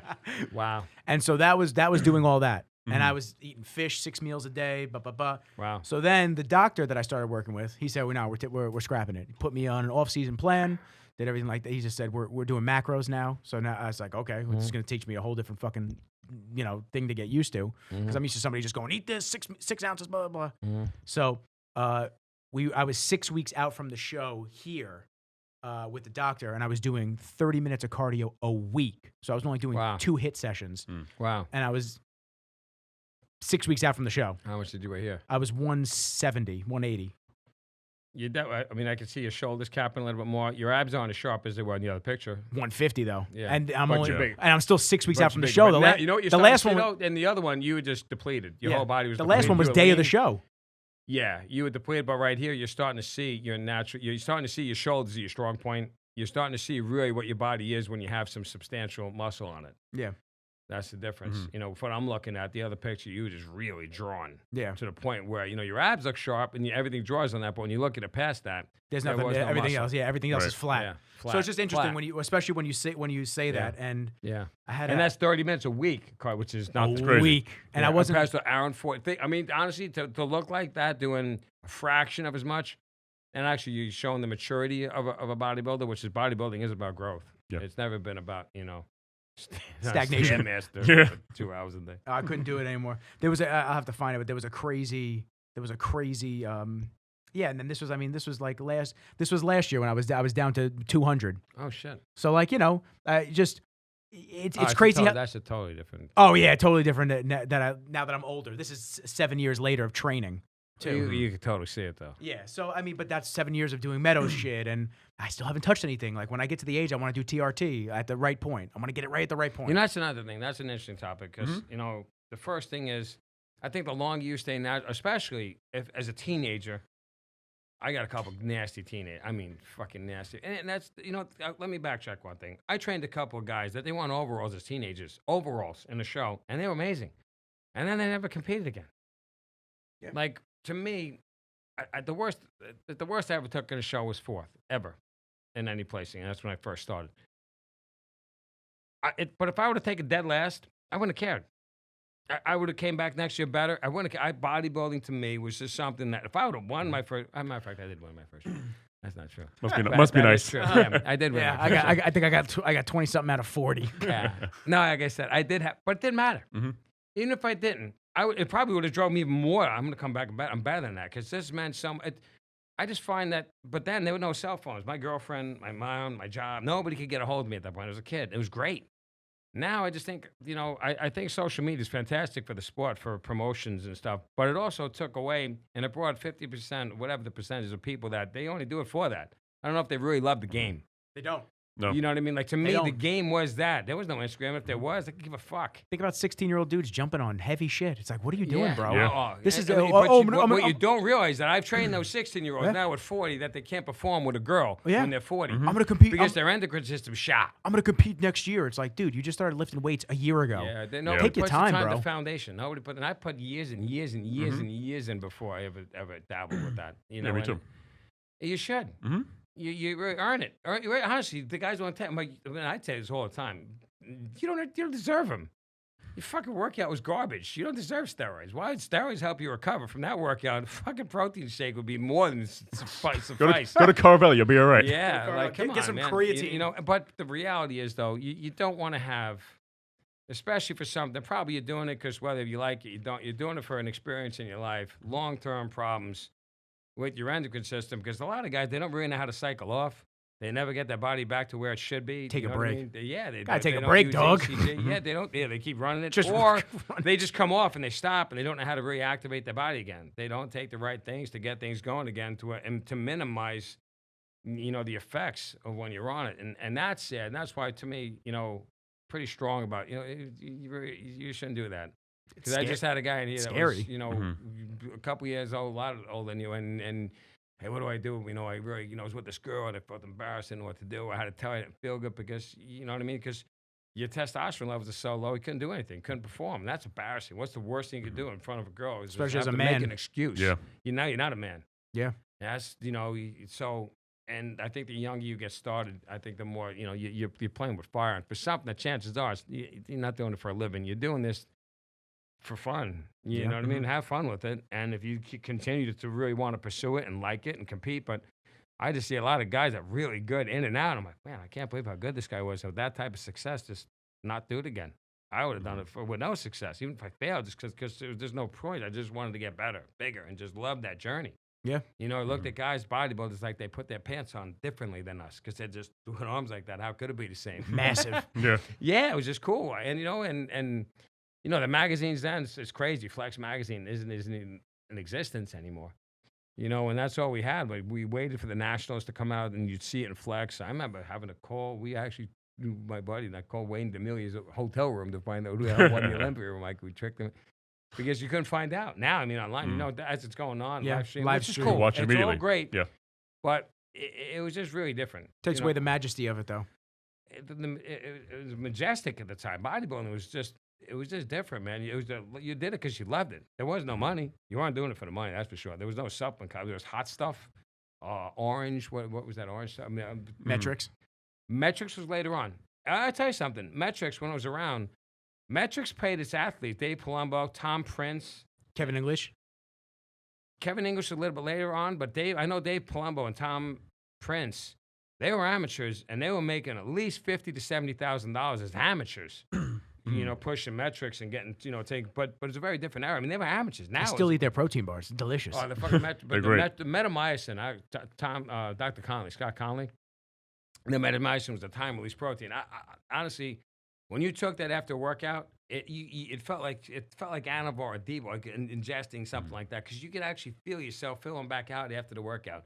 It was 37 grams of protein to a ratio of glutamine and 22 grams of carbohydrates, but it was just pure protein. And then it was sold to Rizzles Sundown, I believe, and they diluted it, and they made it like flames on it, turned it into a Hot Wheels fucking box. And they diluted the quality. This guy, Dr. Conley, was a genius. He was a Harvard, Stanford grad that developed metrics for burn victims in the trauma unit. And they couldn't either give them 10,000 calories a day. They would just go right through them. And then you just watch these slideshow of cells formulating and coming together from metrics, from metamycin. And then he just brought it to the body. But it wasn't meant for bodybuilding, but the cellular development and recovery was amazing. Yeah, next level type shit. No, totally next level. And then the next thing, Pro Lab would come out with 50 grams of protein. And he'd be like, fuck cares how much protein. It's the ratios, it's the time really. It was really, that product was unbelievable. I wish I would have, if I would have known that would have been gone. He would have bought a lifetime supply. Yeah, because once he left, the integrity was gone. And nobody really, I don't think anyone's ever duplicated that type of ingenuity. Yeah. Do you remember Prime Nutra? Meadows company? No, Meadows teamed up. I'm not going to say who he teamed up with. You could do your research and check it out. They had a falling out. When you see the name, it won't be a surprise to who it was. Just based on track records. But basically, he found out that they were using lesser quality. The whole reason he came on board was quality. Like right, this is my intra workout. Yeah. The amount of don't think it was maltodextrin. It was something in there. It was a specific type of carbohydrate. Psychodextrin? I don't remember. I don't want to misquote it. It was a Mm-hmm. specific type of ratio of carbs, and this is what I want in my work And they in my probably intra use it workout. in imitation. They were putting fillers in. They were Yeah. fluffing it up after a couple months. The formula changed. People were saying, "John, it's clumping. This is happening. What's going on here?" Blah, blah. He's like, "The fuck is this?" And then he confronted them on it. Found out that they weren't using his formula anymore because it was too But expensive. you know and this what, and that. Nikki? Are you surprised? No, not at all. Take a look at Yeah. the food industry. Now, Not at honestly, I was all. never a guy, once metrics go on, especially that advocated shakes. Mhm. Now, if you look at the food, the quality of food, how mass-produced everything is, how genetically modified everything is, the hormones, they go, like, shakes, it might be your best bet. Yeah. Like an Yeah, egg, an at this organic point. egg or true organic, unless you're buying, and listen, and here's another thing, it drives me a little batshit. When I see a lot of coaches, how much supplements they're pumping to the guys in between. It's usually who the coach is sponsored by too. Oh, yeah, Yeah. they're making What- money off how it, con- but how you know convenient. what? Use my link. Take that money and put it into real food. I know I'm saying supplements don't have a place, but not when it's the main, like, you know how much money that is? When the food it's just not what it used to be. Chicken and females don't go anymore. They don't lose weight unless it's organic. There's just so much shit in chickens now, like, but fish, and you put a little cilantro on it and neutralize a lot of the mercury and stuff. Man doesn't fuck with fish. You know, if you're getting a wild, real wild fish. So, and organic eggs, like that, to me, I've had an amazing experience in watching, like athletes that struggle. And I'm like, let's just try this. Let's try the carb. I tried carb cycling, pretty common method that's very successful, very easily to control. Nothing. Try keto, which usually, if carb cycling doesn't work, then a keto diet, fat and protein usually should drop away. Nothing. I'm like, the only thing really left to change in your diet is protein at this point. The only thing that I haven't tampered with is that. So as soon as I took out animal meat, really, and just went with eggs, fish, and a really good quality shake, boom, the weight would fall off. Boom, the weight would fall off. And I started like, wow. And that's just with women, especially, like the meats and girls just don't go anymore as far as like dropping weight, body fat. I just think they're so modified that the body can't identify it. So especially after doing, I've done keto quite a few times just to do it. And the doctor down in Florida that I work with, and I talk to him all the time. Like, he's just a good ass dude, good knowledgeable guy to have, on your roster type of thing. And we become very friendly past a professional relationship. He talked to me about eating for your blood type. So we did the test and this and that. My blood type, I work very well with red meat. Every time I'm eating red meat, my weight goes up, my body fat goes down. It's wild to just watch. Like, there's been days where a couple days in a row where I've eaten two steaks, like 2 steak meals at a day, and I'll have eggs in the morning and stuff like that. And just my weight just fluctuates. Sometimes it'll go up. That's sometimes an it'll go down, interesting. and then you just tighter everywhere. Yeah. I've had some conversations with a lot of guys that some, kind of poo-poo it, others haven't. I don't like saying anything I don't have real experience with. I usually use Which is the right way to be. my own empirical data that everything I say is because I've had a plethora of experience doing that and watching the outcome, except for blood, which has always been intriguing to me. Yeah. Blood type dieting, I've always really never implored it enough or utilized enough to come up with enough data to formulate my own opinion. But it's always, am I missing something? I always felt like, am I really? It's interesting. It's interesting. I mean, if I link you up with him and you guys do something, because what he does is he has software that you have a client get a blood test done, and you run everything through a machine, and he'll tell you everything they're lacking, mineral-wise. Is that called like nutrition analysis? I don't know. I have to check. And nutrition analysis basically describes how your body oxidizes different macros and at what level. And once you really know that about yourself, how you break down carbs, fat, and proteins and stuff, you can really, really isolate and identify, a macro diet correctly to the individual. And like I said, we're very, very different. I could eat spaghetti before bed every night and get leaner in the morning. I was a great carb burner. Not me. So now what's wild about that, though, on the adverse side is I was never good with carbs because I was heavy when I was younger. And then I dieted down, and then I had a bad rebound because my first coach didn't tell me about rebounding. And I went up 35 pounds in 3 days. So, yeah, it was pretty bad. I had edema. That's bad. Yeah, it wasn't Yeah, great. that's a lot. It wasn't great. I was lucky I didn't get put in the hospital. Yeah, I did 37. I did 37 pounds in 24 and hours. it's very uncomfortable. And Gino, It's brutal. who actually brought me brutal. through it is Gino Sylvain. Gino is actually the one who helped me counteract the edema. He just passed away. He passed away of cancer, yeah. So he actually helped me out with He natural. ran the Platinum Show. Yeah. Old school. I won the middleweights. In Old that. school. I should have won. I should have won the overall, but he gave it to one of his boys. I think it was Victor whatever. Martinez. Was he who Oh, he I didn't lose coached? to Victor. I had No, problem no, with no. that. I'm saying Gino coached Victor. No sweat. No, I'm saying Yeah. Victor. Gino coached Victor, I believe. I forget who he coached.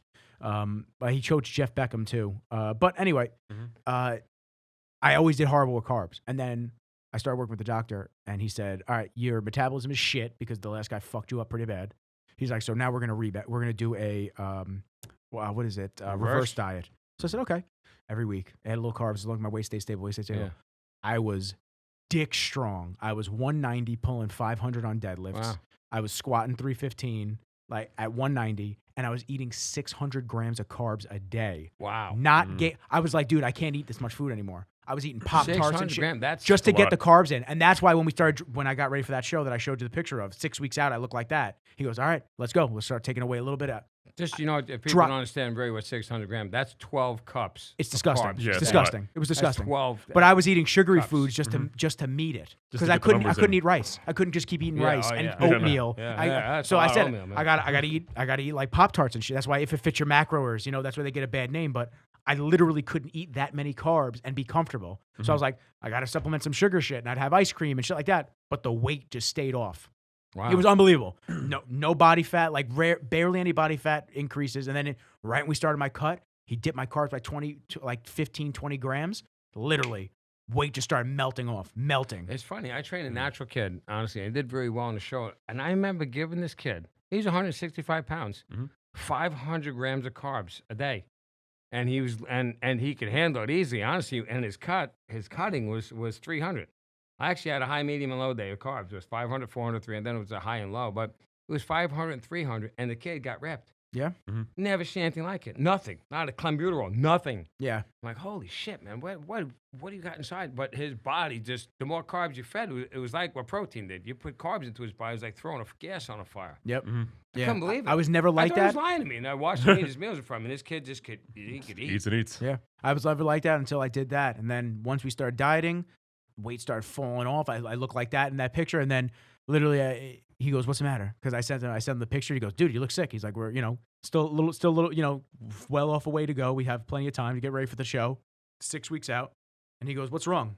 I said, man, I don't know if I feel like doing this anymore. He goes, really? I was like, nah. He goes, all right. He goes, go get a fucking burger. We're done. Really? Like, that was it. He's like, we're good. If you don't want to do it, we're good. And that was it. I went. Sweet Mamas in No. Northport. No. Do you know Sweet Mamas? No, in I Northport? haven't. What? No. There's a small strip of stores over there. It's right by Rob Key's. Yeah. It's down the street from Rob Key's. Okay. You got to go there. Okay. They have the Big Daddy breakfast. Me and Sean Harris used to joke Oh my about God, that. Sean Harris. Yeah, we used He to joke loves about that. pancakes. Yeah. He every time he'd hit the weights, he'd go, "What's that platter called over at Sweet Mama's?" I go, I say it's the Big Daddy. He goes, "This is how Big Daddy does it." Every time. So literally, I went there with my buddy Jay at the time. We went there. I hadn't really eaten a lot of carbs at the time. I was on keto. So literally, Boom. I had 2 of the Big Daddies, which is waffles, pancakes, bacon, 2 whole eggs, home fries. I ate 2 of those. We went right to Bev's literally like 2 hours later. I was rolling the 180s, just ripping them. Yeah. I was like, I feel great. That was matter of Don't fact, warm it it was up. pretty interesting. But obviously Dave Palumbo, Scott Conley, huge advocates of keto diet because Scott Conley's I guess theory was there's no such thing as an essential carbohydrate. There is none. There's essential fatty acids, fats, and there's essential amino acids that your body can't, produce unless they're ingested. So there really is no such thing. You don't need your body through gluconeogenesis will break down, protein into sugar, into glycogen, and your body can use fat as energy after 3 days. So, I tried that, the keto diet for me, and I felt awful, man. Yeah. Everyone's different. I didn't metabolize ketones, fat as energy well Yeah. at all. I got headaches. I didn't feel. And I waited 3 days, 4 days, 5, and I just never got to that point where I was like, I can't do this, man. I just don't. Once I got into ketosis, I felt, oh my God, I felt like a fucking rock star. I talked to him because this is when I worked at retail. Yeah, most people do. I worked Yeah. at Retail Apple. I was like, yo, Yeah. I got to go home, but I said, I'm a little low on, I'm a little high on the protein today, and the carbs are like kind of a little bit. He just go, yo, just go, he go slam. Yeah, well, they he love go, it. he There's go, no cravings. He go Yeah. slam two servings of bacon. So it was like 6 strips. I go, really? It's midnight. He goes, yeah, go do it. I do it, down a pound the next morning, tight. I'm like, the Yeah. fuck is going on? Yeah, that was. I mean, you had the Atkins diet, which was Yeah. just saturated fat, and the keto was more of a quality fat, Yeah. avocado. Right. That's what it should. steak, That's what right? it should be before Yeah, you start but you know, throwing crap in there. when I was, Atkins I was came out, eating bacon like an asshole. Yeah, well, everyone loved bacon. Yeah. all the Bacon and cheese. Yeah, and the eggs. Bacon Yeah. and cheese. So you have 3 fats. You have the yolk, you have the cheese, and the bacon. Yeah, I think my fats were at 150 a day. You know what? There's 9 grams for every gram of fat is 9 calories. 9 calories, Every and then gram 4. of protein and carb is 4. Yeah. So it's more than double the caloric density. Yeah. Yeah. I was having, I think, 150 grams of fat That's a day. a lot. That's a lot. Yeah. So Yeah, 100 1,300 calories a day from fat. Yeah, I think I was having 150 if I remember correctly. My protein was like, I think like 100, Wow. something. Yeah, it was super low. That's super low. Because I mean, you want to keep it. I think it was like, don't quote me. It might have been like 120, something like that. Yeah. And my carbs were at 25, 20. Wow. But it was wild to just witness that, and then I was like, okay, cool, this works for me. But you know what? Yeah. It did work. As a matter of fact, that diet did work on a lot of people. Yeah, Mhm. I threw everybody off that prep for 6 weeks. I was hanging with my boy, and he'd ate like an asshole every time around me. So I would post his food, people knew I was in prep. So I post his food. I'd be like, "Yo, love my coach," and they'd be like, "How the fuck is he eating this, losing weight?" I threw everybody off, and then when I decided to throw the towel in, I said, "Yeah, that was my food." Everyone was like, "Oh, you're an asshole." Yeah. I was like, "Yeah, you thought I was going to the city for halal, But now guys?" it's my food. Yeah, they're like, "We've been eating like this too, and we're not losing weight." Well, again, John, you're into this, but I think, coaching athletes, you really don't have to bring much motivation to them to the table. You should guide them. You should give them the right tools, the right plan, the right whatever, education, knowledge to make them go forward, adjustments properly. But personal training, which has always been a lot more of my background, is more. I think people do personal training more because they need the motivation. They don't have the motivation. So that's a different hat to wear completely. Oh yeah, When you're talking about, all right, you got to be perfect. I got a lot of guys that are very, very talented right now, and their job, is really the game plan that they have and employ because they're going to give you 100%. If the game plan's right, they should maximize their potential. Where clients, are they going to give 100% is mentally? Can you mentally motivate them, to get back on track after they fall off? Because then they beat themselves up and they put them, you know what I mean? It's a very different job. More, you know what I mean? And sometimes I find it more interesting trying to motivate a client or educate a client or give them the resources that they need, to move forward when, I'm used to working a lot out and it's fun, but it's very different. So sometimes when you've been doing it as long as I have, you look for a challenge. It was interesting. I watched the other night again because I find it really cool. I watched The Last Dance with Phil Jackson, Michael Jordan, all the episodes. I haven't seen it, but everybody says it's fantastic. Yeah. Well, the coolest thing about Michael Jordan was he's the best that ever played a game. I mean, he's just a complete competitor on every level. I don't care what you do. I don't care what it is. He competed and he competes in everything. But he was so good that he always had to look for an angle. You had to look for that angle. If you said something in a post-conference that was this, I remember one time the guy said when he wore number 45, his father passed away. He came out with number 45, not 23. Because that was his first baseball number. It was a new era for him. His father wasn't around. So he wore 45. He came back after a 2-year layoff, played 5 regular seasons games after playing baseball, totally different sport, totally different conditioning. And then he played as a team. I think it was the Orlando Magic, whatever. And the one guy says in the post-conference, they beat the Bulls. And he said, you know what, 45 isn't 23. Jordan comes out the next night wearing number 23. Like, fuck you. Yeah. And he scored 55. Some shit. Like, I'm back. I'm back. Yeah. So that was another thing. What I loved about it when he said to Jerry Krause or the owner, like, why do you want to write this? Who's agent? What do you want to say? I'm back. After a long talk, the guy wrote up many different scenarios, long-winded. I go, I just don't like the way that sounds. You go, well, here's the piece of paper. You write whatever you want. Next day, I'm back. That's it. Love that. Yeah. It was all you just need. classic. That's all you need. But, the coach, the other team walked by. I think it was the coach of the Supersonics. He walks by Jordan in the restaurant where they were eating. And they were on the Olympic team together. They're friends, very good friends. And the guy walked by, didn't say hello. And Jordan's like, okay, it's going to be like that. Okay. Next night, lit him. It's amazing. He'd have to look for, so good that he'd have to look for something to get pissed off about. And once he did, and he found something. He found something every time he needed to. To fuel and that's it. what helped. Yeah. So sometimes when you're doing something for a while, to get challenged, you look for stuff It was kind of like with clients, to like, all right, how do we bring, either something they say or something to motivate you or give you something, some ammunition to go back at them to get them going, It was kind of like when Jay Cutler lost the Olympia. Oh, look at that. It's the Absolutely. perfect example. Exactly. Perfect He example. was training to be a complete robot for years and years. He won. He was on the top.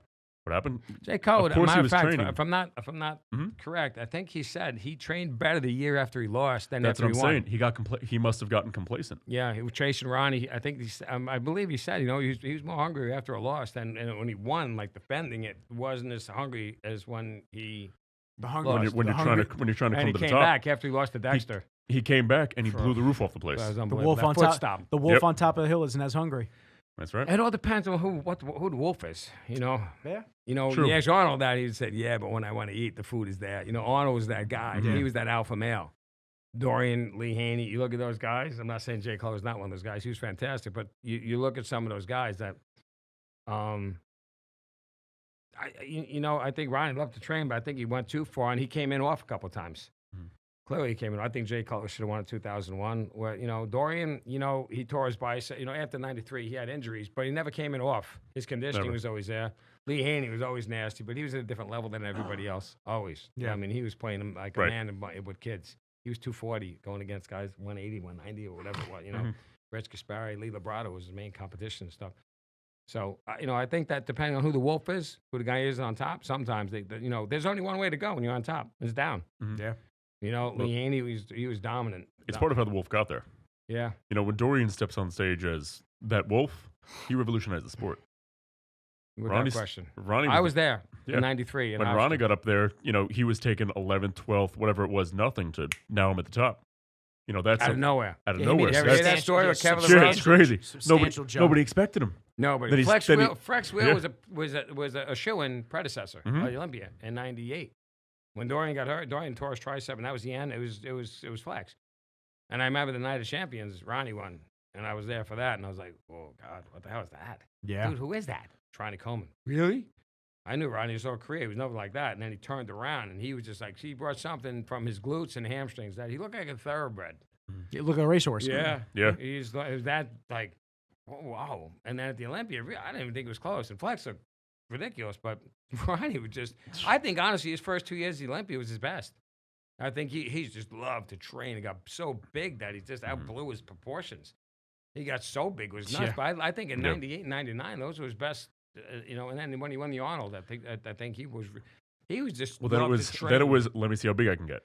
Yeah, and he just got so big, Mm-hmm. everything, that it just wasn't as pleasing. But, Didn't get as pretty. It wasn't pretty anymore. no, it was freaky. Yeah. It was freaky. Which I mean, is one Ronnie thing. Coleman was Ronnie Coleman. I mean, Mhm. never be another. But I still love that picture of Jay on the muscular development cover coming out. the foot stomp. Yeah. Do you ever see the live video of that? No. It's crazy. They posted something on Macula Motivation or Nico Vision, one of those things. And, Yeah. and it was unbelievable. He goes, I knew when I walked out, I felt the fucking crowd feel me. When I stomped Mhm. that fucking foot, it was just, It was it was over. a feeling I never had. Like, it was incredible. It was an incredible shot for Jay. I mean, he never even resembled that ever. No. His legs, his striations, his body, even walking out, the tie-ins with his shoulders, he was unbelievable. It looks like Stanley drew him. Yeah, he really was impressed. If you look Mhm. at that video when he walked I out gotta- on stage I'm and what he gonna said, I mean, it's interesting because Chris Aceto was his coach, Mhm. and he dropped Chris that year and he went with Hani for that 1 year, and then he went back to Chris, and he came back. I think Hani's very good, obviously, what he does because he brought a package that no one's ever seen in Jay. Yeah. And it was amazing. You used to do that just when he spiked his hair up, Mhm. and he has that one foot stomp, and he picked his leg up in slow mo. The famous quad boom. stomp. Yeah, it was unbelievable. That was a pretty cool time in bodybuilding. Mm-hmm. Yeah. Great. Oh my God. Yeah, that's it. Watch Yeah. this. Yeah, is that it? Yeah. I don't. Yeah, I that's think. it. That's it. I think he did it when everyone's posing down with each other. Is that what Yeah, he did? that's what he did. Yeah. Yeah. He definitely did it when they were in the, and I think Dexter was right next to him, obviously, and that's the guy he had the beef with because that's the guy who beat him. You know.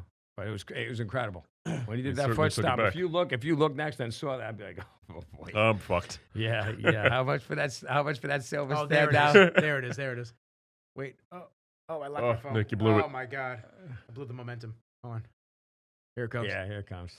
Look at his dog. I mean, he was just nasty. Yeah. Boom. Boom. That was There it. you go. He knew it, man. Bang. He was spot on that thing. That was Absurd. impressive. Crazy. It was Yeah. really cool because I think that's the first time ever in Olympia history that someone lost, came back, and took it back. It is. Yeah. Yeah. Ever in Yeah, any ever. division and anything. Phil hasn't taken it back. No. He tried. And he won't. No. Yeah, Yeah, at he this won't. point, it's done. But that was pretty cool. Yeah. It was good to see him back. Yeah, I mean, honestly, but whatever was going on with his stomach, it was just Yeah. not the same. His stomach Same wasn't issue. the same. And Phil had a great, I mean, he's still good and it was good to see him up there, but he That's got what I mean. beat. That's what I mean. Were And you he got there? beat fairly. Were you there this year? No, Yeah, I didn't, No, honestly, Florida with COVID and everything else, I really didn't like going. I didn't I get like it. going to Orlando. I mean, Orlando to me for the Olympia for this year. I went down. I did go down to. I was down in Carolina for the Universe. Okay. Mhm. I went down there for that, and I think I went to Florida to go to compete with Chad. Chad won that, and I went to what the hell was it in the Universe? It was North Carolina, Yeah, it was North Carolina. and Ricky won. Was it Raleigh or Charlotte? No, it wasn't sure. No. Oh, maybe I don't know what the hell it was. I'm drawing a blank, but whatever it was, Ricky went down there. He won. Yeah, you turned pro. Yeah, he turned pro, Yeah. which is pretty cool. Chad won. You know, Yes. it was a lot of fun. And Mhm. this year, I think Nick, where are you, Nick? I haven't heard from you this weekend. Nick's on the It's trick. in Chattanooga. Oh, nice. Okay. It's in Chattanooga, the Universe. Steve's show, Steve Weinberger's Universe is being held in Chattanooga. So I think it's just a safer bet that they're more opened up to everybody. So a couple of guys from the gym got back from Tennessee last night, and they're like, "Oh, it was wide open. It's crazy. Everything at the bars, everyone's open." I got New Orleans in July. Yeah, Ooh, so there you it's go. just it's just interesting that, again, we could spend a million times talking about that, but Of course. I'm glad to see it. I'm happy for Steve. I'm happy for all the competitors that the Mets went off. I've been waiting. Everybody has. Everybody Yeah. has. I mean, everyone's been more than patient, and it just doesn't. It didn't feel like the Universe, even though I saw Steve and down there. It just why are we here? Yeah. You know why, but it's just you have to do, and kudos to Steve again. I think he's doing the New York Pros in Tampa because it's a great venue, and he knows that the show can go off. Because the last thing you want to get again is another memo that I apologize, but we can't do it. But it's really not in his control. Yeah. So Yeah. I think that if you're going to schedule a pro, and what goes into bodybuilding, what goes into bodybuilding for the athletes, you don't want to not have it. I think that when you set up a location that it's going to go off, I think that's fair to the athletes. And the fans, that the athlete, you don't prep and all of a sudden you get taken out of it. But sorry, guys. That we fucks can't- everything Yeah, up. sorry. Yeah, it Something does, else. and- Then you got to Yeah. reverse out back a couple weeks. Oh, yeah. And it's just, so I think that the NPC, the IFBB, has done a really good job dealing with a nightmare. It was the most respectful way they could possibly do it. It's an intelligent way. Yeah. The only way, really. Because how many times Sure. up here the local shows were going to cancel, and nobody knew when it was going to end. It was left and right. And when it was going to end. So I just think after a while, you know what? You got to placate it for it. It's not going to. Until it ends, until it's done, let's make sure we handle our business where the athletes get the chance to perform. There's no apologies for where the show is going to be. So I give a lot of credit to Steve. That had to be a tough time as a promoter. Yeah. Understand what it's for a promoter, especially at that level. And the Olympia, the guy, how about that? You just bought the Olympia rights. Now it's in Vegas. Now you moved it from October. They moved it all the way to December. The Arnold was the first. If you remember, the Arnold was the first show to get canceled.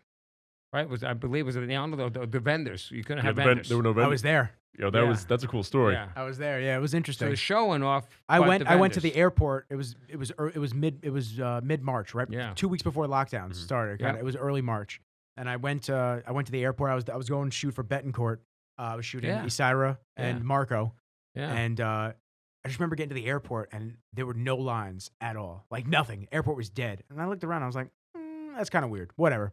I get through.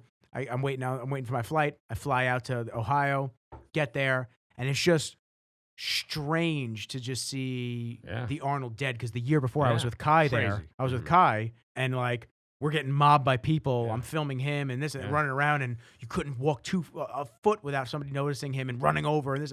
And now it's like, The airports were. You know what? I'll say the airports were.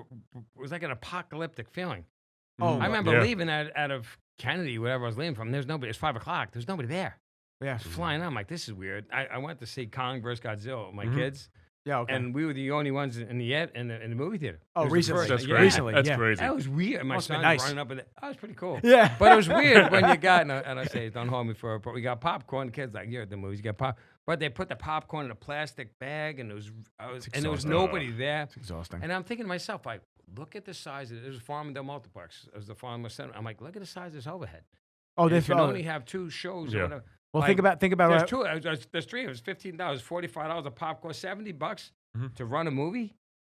You It's know, crazy. yeah. like how do Well, think about you have to think about who's backing the movie industry. There's a lot of people that you don't see that back Hollywood as a whole. Financiers, like all But the, who's back in the theater? they'll buy the theaters out because they need Hollywood to continue to succeed. Or they'll throw it on Netflix and lose Or the theater. that's what they're doing too. They're doing the advanced screening. So Kong vs. Godzilla is on HBO Max. Yeah. So you can do that. Yeah. Or Mortal Kombat. It was cool. Mortal Kombat comes yes, out next yeah. week on HBO Max. Yeah, I mean, they showed a million trailers and stuff, but it was, you know, you're in the theater and it has that theater feel. It's different than watching it from home. Yes, Kong vs. 1,000%. Godzilla, the fight scenes, if you haven't seen them, Yeah. it was pretty cool. Yeah, no. You know, it was really, I mean, you almost felt like, whoa, when they hit, when they smashed each other. It was, you can't get that at home. No. No, not at all. Well, you can, because I used to sell home theater systems. I used to sell Oh, well, all right. in-home IMAX theaters. Yeah, okay. Those are I fucking guess insane. you can, but you got, Let me tell you, So yeah, there's, you gotta spend a there's million. like 10 people. Yeah, you gotta spend Yeah. you gotta spend $1 million. yeah, I'd rather spend $45. Yeah. The shit was crazy. Well, I'll tell you what was the weirdest part. The weirdest part was leaving Ohio because my mom met me with the rental car. She drove from New York with her friend to Ohio because we were going to pick my dog up in Minnesota. So then they met me there Saturday. We stayed in the room Saturday night. Sunday morning, we woke up at 5 a.m. We drove to Minnesota. Roads were busy. Wasn't anything crazy. Wasn't any traffic or anything like that. We got to Minnesota, met the puppy, met the parent, met the mom, met the breeder, hung out with them for a few. Left, went to our cousin's house. We stayed there for the night. Got food, stayed there. Woke up the next morning, 5 a.m. Got the puppy, drove back. We drove 23 and a half hours straight back to New York. Oh my Said, God. fuck it, we're going right back. Yeah, it was a horrible ride. That's nuts. Oh, it was a That's horrible insane. ride. It was 'Cause hard. I actually one of the trips I drove down to Charleston. Charleston, is that it? Yeah, I Charleston? think that was it. And it was a 12-hour drive, dude. You drove 20. That's 23 and It's a- a nightmare. 23 Now and a- we fly everywhere. Just this point for a reason. I drove down and I was like 12 hours, 23 hours. 23 and a half That's hours. Crazy. I think the first day was 15 hours to get from Ohio to Minnesota. So, while every truck stop that we went to, dead. You want to talk about apocalyptic feel? We're looking around. Ooh. I'm like, Yeah. truck yeah. stops are dead. What's going on? It's weird. We had no idea because like lockdown started 2 weeks right when we got home. So it was like a very eerie feeling. We're like, you know, we remember- know the virus is out there. We're like, what's? The whole thing. Remember when there was the curfews? I remember driving around 10 o'clock at night and there was nobody on the road. It's crazy. And there's so many things. So I'm glad. I mean, obviously you're seeing the hours getting expanded, businesses. I mean, because some of my dearest friends, they had restaurants and businesses and you know, closer to the city, and they're gone. Their business is gone. They didn't get to sell it. They lost their income. They didn't get to sell it. They got nothing from it. Matter of fact, this week they're taking the stuff out. It's like that's not by and it's probably one of the hardest working individuals I've ever met. By you know, by circumstance, you don't have the ability to perform. You know, it's just crazy. It's You hard. know, It's hard. It's heartbreaking. It's really, yeah, like, and that, but it's humbling insane. too. Yeah. Like, holy Yeah. shit, if this guy who probably his work ethic is like I've never seen could lose his business, and it was basically dictated what could happen. Well, you guys owning a gym too. You were shut down for months. horrible. And Yeah, it's it was rough. It was scary. horrible. Who knows? It You was know? horrible. And then when you shut down, and how many people never came back? Yeah. A lot of people never. I still have some of my best clients that still have not come back because they're just waiting for more vaccination. But whatever I mean, you know, it is what it is. I mean, what are you gonna do? Yeah. You can't battle with it. It People. forced me into a completely different industry. You know what I mean? Changed my entire career. Yeah, now he doesn't answer me until 3 p.m. I knew Paul would love that. That's great. That's fucking great. Look at him. He loved it. You can talk to me on Saturdays and Sundays. I all don't right? hear back from this motherfucker. That's I sent him a paragraph, and I'm just I forget I sent it. He's like, yeah, sounds good. I go, what sounds good? Sent that 4 days ago, John. You still looking at that graph? It still sounds good. Yeah. It's great. Yeah, it's wild. I don't know. It's weird. I bought. Oh God, I bought probably $4,000 worth of shit at least in my garage. I haven't really used it The since. garage looks awesome. Yeah, the garage. Is, Like weight stuff. Oh, yeah. garage is great, man. I'll give you a funny story. So my son does the maintenance at my gym, right? And he's a fucking fanatic. If you stand fucking by the front desk, he'll throw you in the garbage. He's just really taking his job serious, which I love, right? PJ, forgive me, but so now I'm missing shit.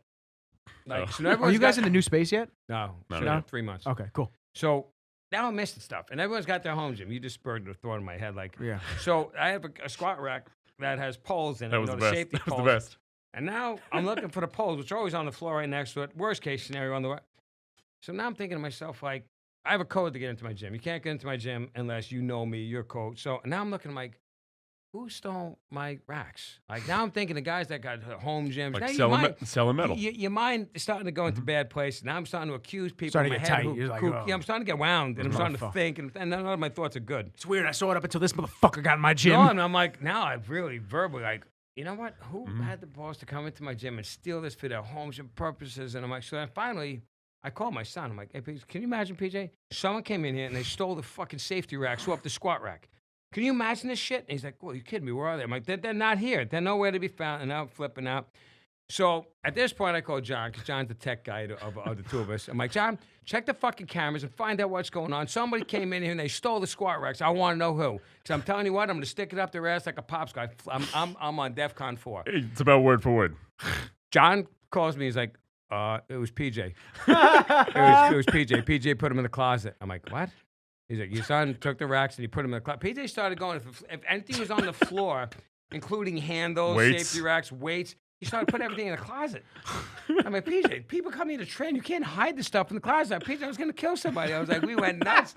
And we have him on tape going in there, taking the safety racks and putting them in the closet. I'm That's like, great. PJ, I just told you somebody took the safe. Oh, I didn't know that. That's what those are? He was probably scared shit of how mad I was, Yeah. and he didn't want to say that. It was me, you know, because I thought those were called pole vaults. You probably thought somebody went in the closet, stole them. But the point is, you talking about everyone started building home gyms. A lot of guys, now I'm starting to think of who built a home gym that has access to my gym that came in. They didn't have the racks for that, so they didn't get, you know, your head starts going sideways. Yeah. But I think listen, it was a good some of investment. the guys, It was a good investment for me. It is, because going forward, you never listened. Who knows? when I get my own, who knows? But number two, when I get my own home, I want to have the buddies over, train a little bit, because my garage is not that big. So for now, I got a monster rack from Rogue, red monster rack from Rogue. It's fucking sick. I got the Bulgarian split squat attachment. I got, the Kabuki strength bar. Yeah. I got the Kabuki strength bar. I got 2 power bars, one from Rogue, one from Sorenex. Now, do you find? See, to me, I can't work out at home. It's a weird feeling. It's a weird feeling. So if I'm at home, still at home. I have a hard time disengaging and getting into that space where I want to be and where I'm, where I'm training. yeah, I agree to it to an extent. I do. Some guys love it more. They get more into it. They love if it. I had all the equipment, I would get into the zone better. So like for me, just having the squat rack, a bunch of kettlebells, because I have kettlebells range from 600 to 120. But singles, I don't have doubles, so it's all like single weights. Okay. And then I have 500 pounds worth of calibrated steel plates from Rogue, and then I have the assault bike. So like Love that. Yeah, it's great. It's if you want to just die. Yeah, it's great.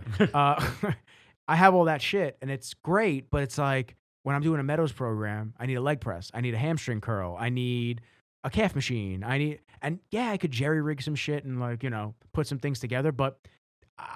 Just to do that, just to get a workout at home, I live 5 minutes away from Bev's. I'll go to Bev's. Now that Bev's is open. So and that's hard. Once you see, depending on what you've been brought up with, but once you go to Bev's, spoiled. Yeah. Yep. Spoiled.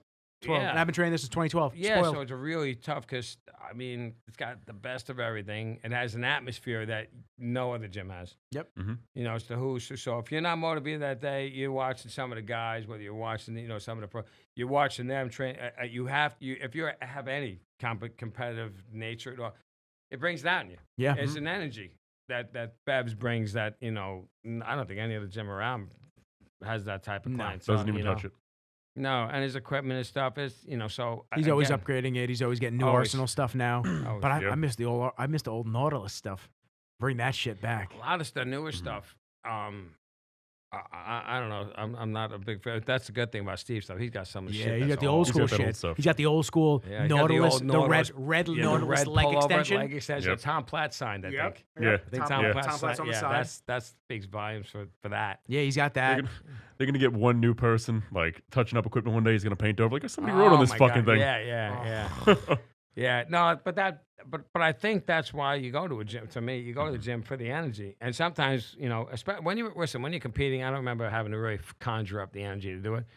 But when you don't, if you're not, sometimes it's pretty helpful having their energy. Yeah. Seeing some of those guys, sometimes just walking through there. I remember going through there and just not train. I was training clients there and just feeling like training. Yeah, I wanted to train. So that's that's everything. Yeah, it's cool when Tyler would come over. All my boys would come over during quarantine because we had no places to go to train. So I bought all this shit. It came mid-July, and then everyone started coming to my house. Yeah, that's cool. So that was fun. But that's energy. Now you got guys coming to your house, and we were training legs together. We were doing walking lunges in the middle of my street. That's cool. That was fun. Yeah. But if you're training by yourself, you really got to dig in deep. But I bought a home pod, so I have my music. I was able to put my music in there, blast my music. I'll never forget. My neighbor comes around the corner because I live in a condo with my mom. So it's like we're in the upstairs apartment. The downstairs apartment's right in the back of my garage. It starts at the apartment for downstairs or the condo for downstairs. So like me and another buddy of mine were doing. I don't know. I think I went ape shit. This is when I was still doing caffeine. I stopped caffeine in September, so I haven't had any caffeine since September. Feel great, by the way. Good. And I put 5 plates on the T-bar, and we're just fucking going crazy. Metal's playing in the background. I got a guitar solo going on. The hair is a little longer. It was quarantine hair. Yeah. So it's like, God, that was funny. Quarantine hair. It's flipping around. I'm sweating. Hey, don't bitch your mom about having hair flipping around. Yeah. Right? And she comes around the corner. She goes, "What is going on?" I go, "Trying to get this back grown." I'm like, "Let's go!" And we're just screaming. And after that, it was. Something that's pretty cool about if you're getting into training now or if you're listening to this, I think important things are you find the gym that brings out that type of energy. And then from there, if you're lucky enough, find a training partner that matches up to your schedule, that you really have a hard time bowing down to, that challenges you. Your ego won't let you bow down. If you can do it, you're going to do it because you don't want him to beat you. And certain people bring that out in you. And it's not a bad thing. It's a competitive, it's a constructive competitiveness where you're not going to beat me. Right. You're not gonna let you beat me if I can help it, but it's a good way. You know what I mean? There's a lot of love, but there's a lot of ego. Or get a coach that can put you on a good plan. Because honestly, you can waste so much time just jerking around. And when you're looking back now, the one thing you never want to waste in life is time. Especially when you're younger. In your age right now, you're in your prime. This is the time where you really should. You should be training your ass off because once things change, you get kids and other things. This is the only time you can really be selfish. Your training can be, your thing without any distractions. So you never really want to waste that. You know what I mean? I definitely understand that because I've had multiple training partners. I trained with, I trained a bunch of times with Evan Setapani up in Connecticut.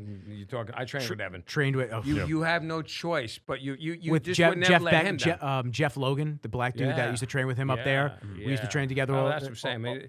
That'd be a tough guy to get all the time because it wasn't in it for Evan, but but what's in it for you is for me as a new guy. But to get a guy, sometimes it doesn't even have to be a guy that even competes. It can even be a girl.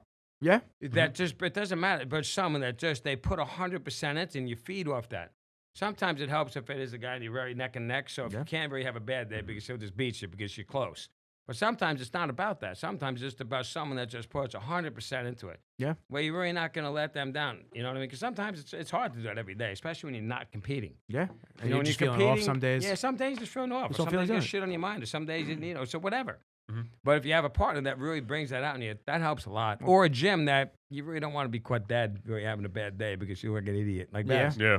So that helps. Well, you minimize, and sometimes here's something I know for sure that I've experienced. I remember thinking about the workout the night before. I was so excited, thinking about it that day. And when I got there, my workout sucked. I wasted so much time thinking about it. My energy sucked. I think I blew my energy thinking about the workout. Blew your energy load. Yeah, that was it. You're like, and then other times you get to the gym, you really in fact training, you do a set, you do another set, and then you start getting it going. Yeah. The next thing you know, some of the best workouts I have are the ones where I came close to not even training. Yep.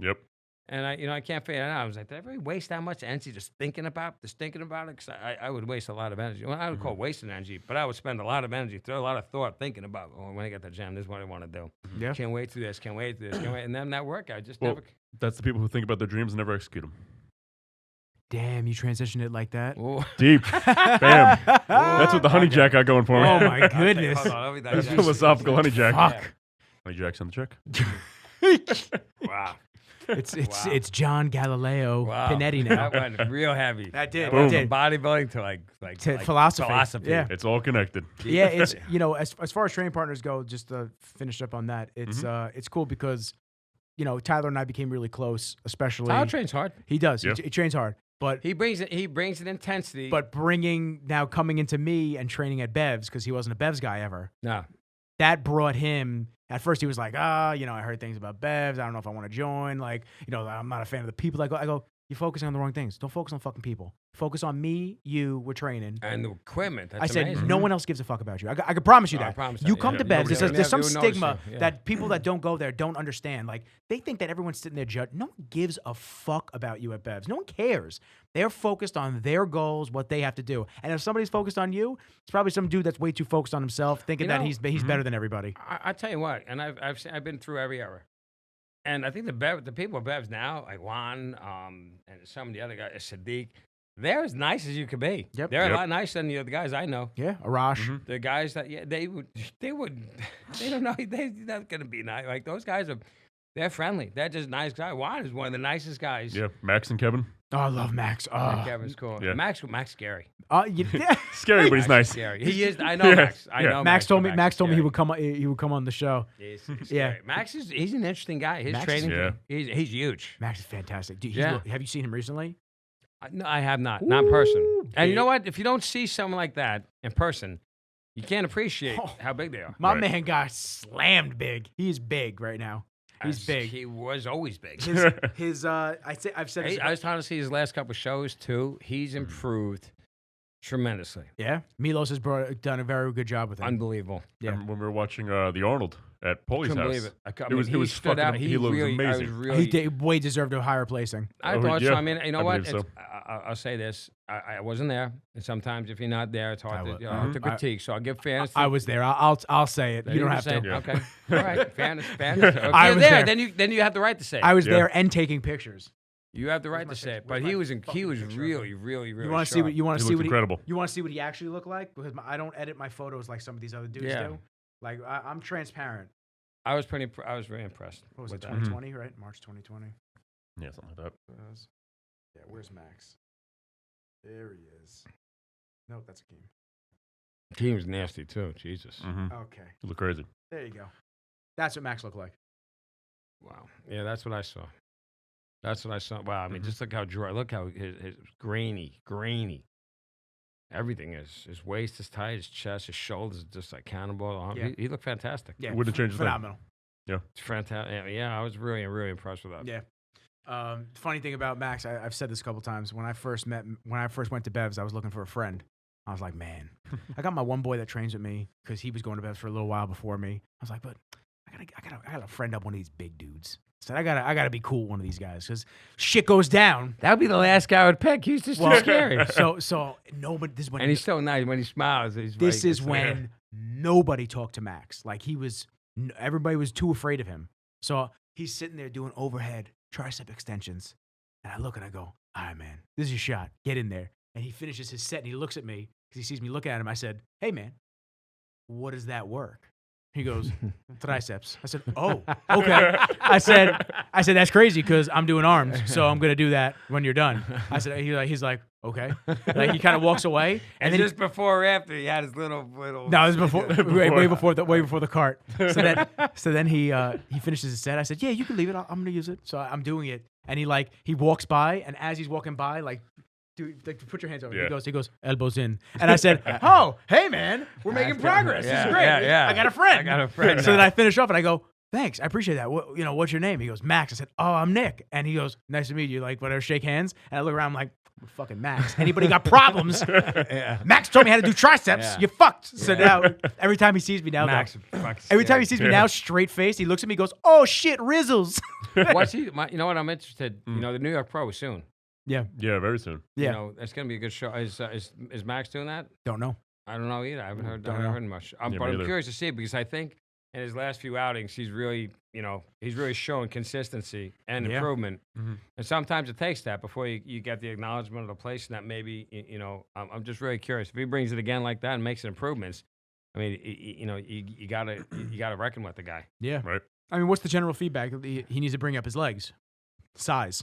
Yeah, That's his leg usually size, which his leg size, his back conditioning a little bit. I think that some of that was, I've heard of that. The back conditioning didn't have the same crispness as from the Right. front. I think he looked crispy on the back. Maybe I thought I definitely Yeah. could be wrong.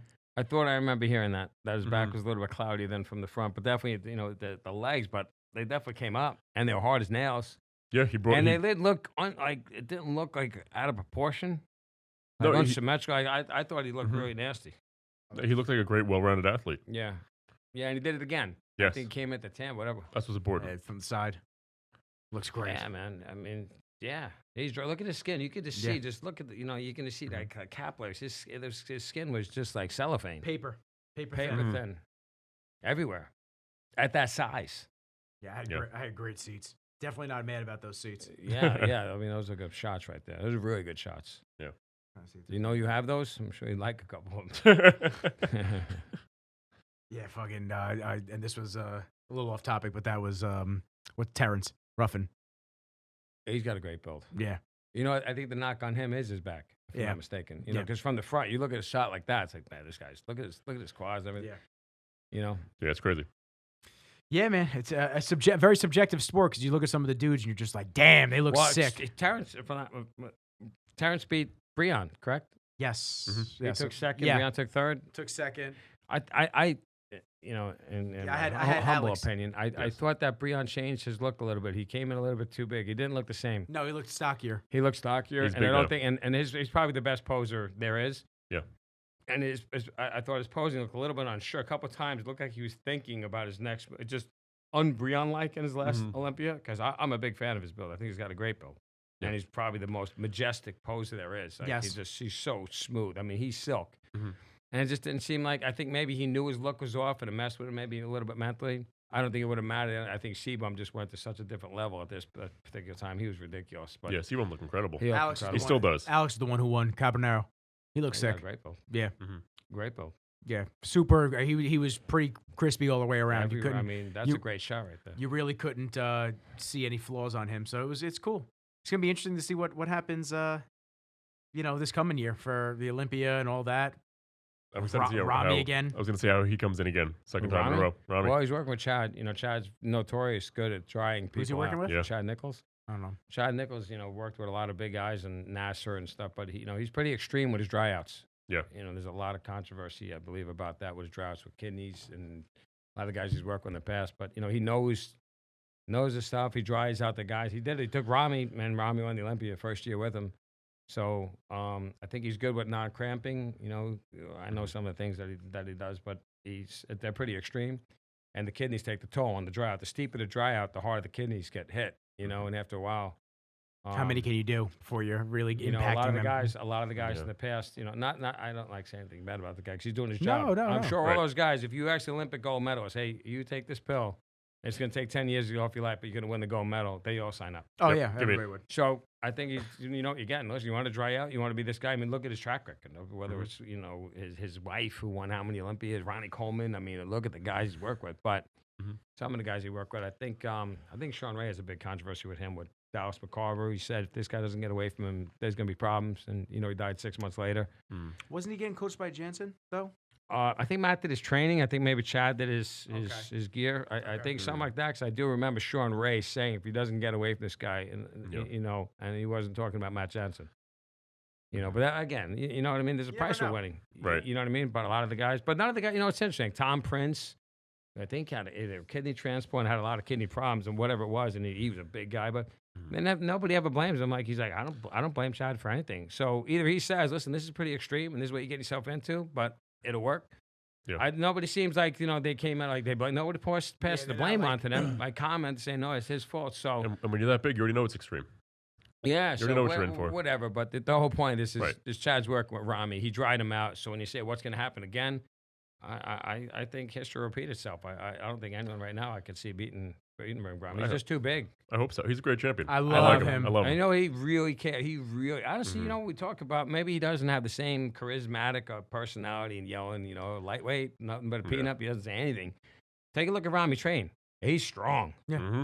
I mean, he's strong. He just doesn't really have much flair to his personality in the gym, and maybe what Ronnie did. I mean, Ronnie was a character in the gym. The shit he came up with was just, they make T-shirts off him. Well, it's, nothing but a peanut. It's kind of like another Dorian. He just keeps his mouth shut and he works. In that aspect. But he's not even close to as good as Dorian. No. I'm saying He's saying attitude characteristics. wise. He's like charismatic wise. Like Charisma. Quiet, But quiet but in puts the work today's in the day and gym. age, Dorian could be quiet because who gives a fuck? You didn't know him anyway. The only thing you saw is him walk on stage and he kicked your ass. He That's what I'm disappeared. That's saying. why he That's what called I'm himself the Shadow. Where Yeah. now with social media, everyone knows every workout you do, every step. What Dorian was at the perfect time for his personality. He was not from around here. You never saw him. You never heard about him. You just, here's this guy, bigger than anybody's ever been, better than anybody's ever been.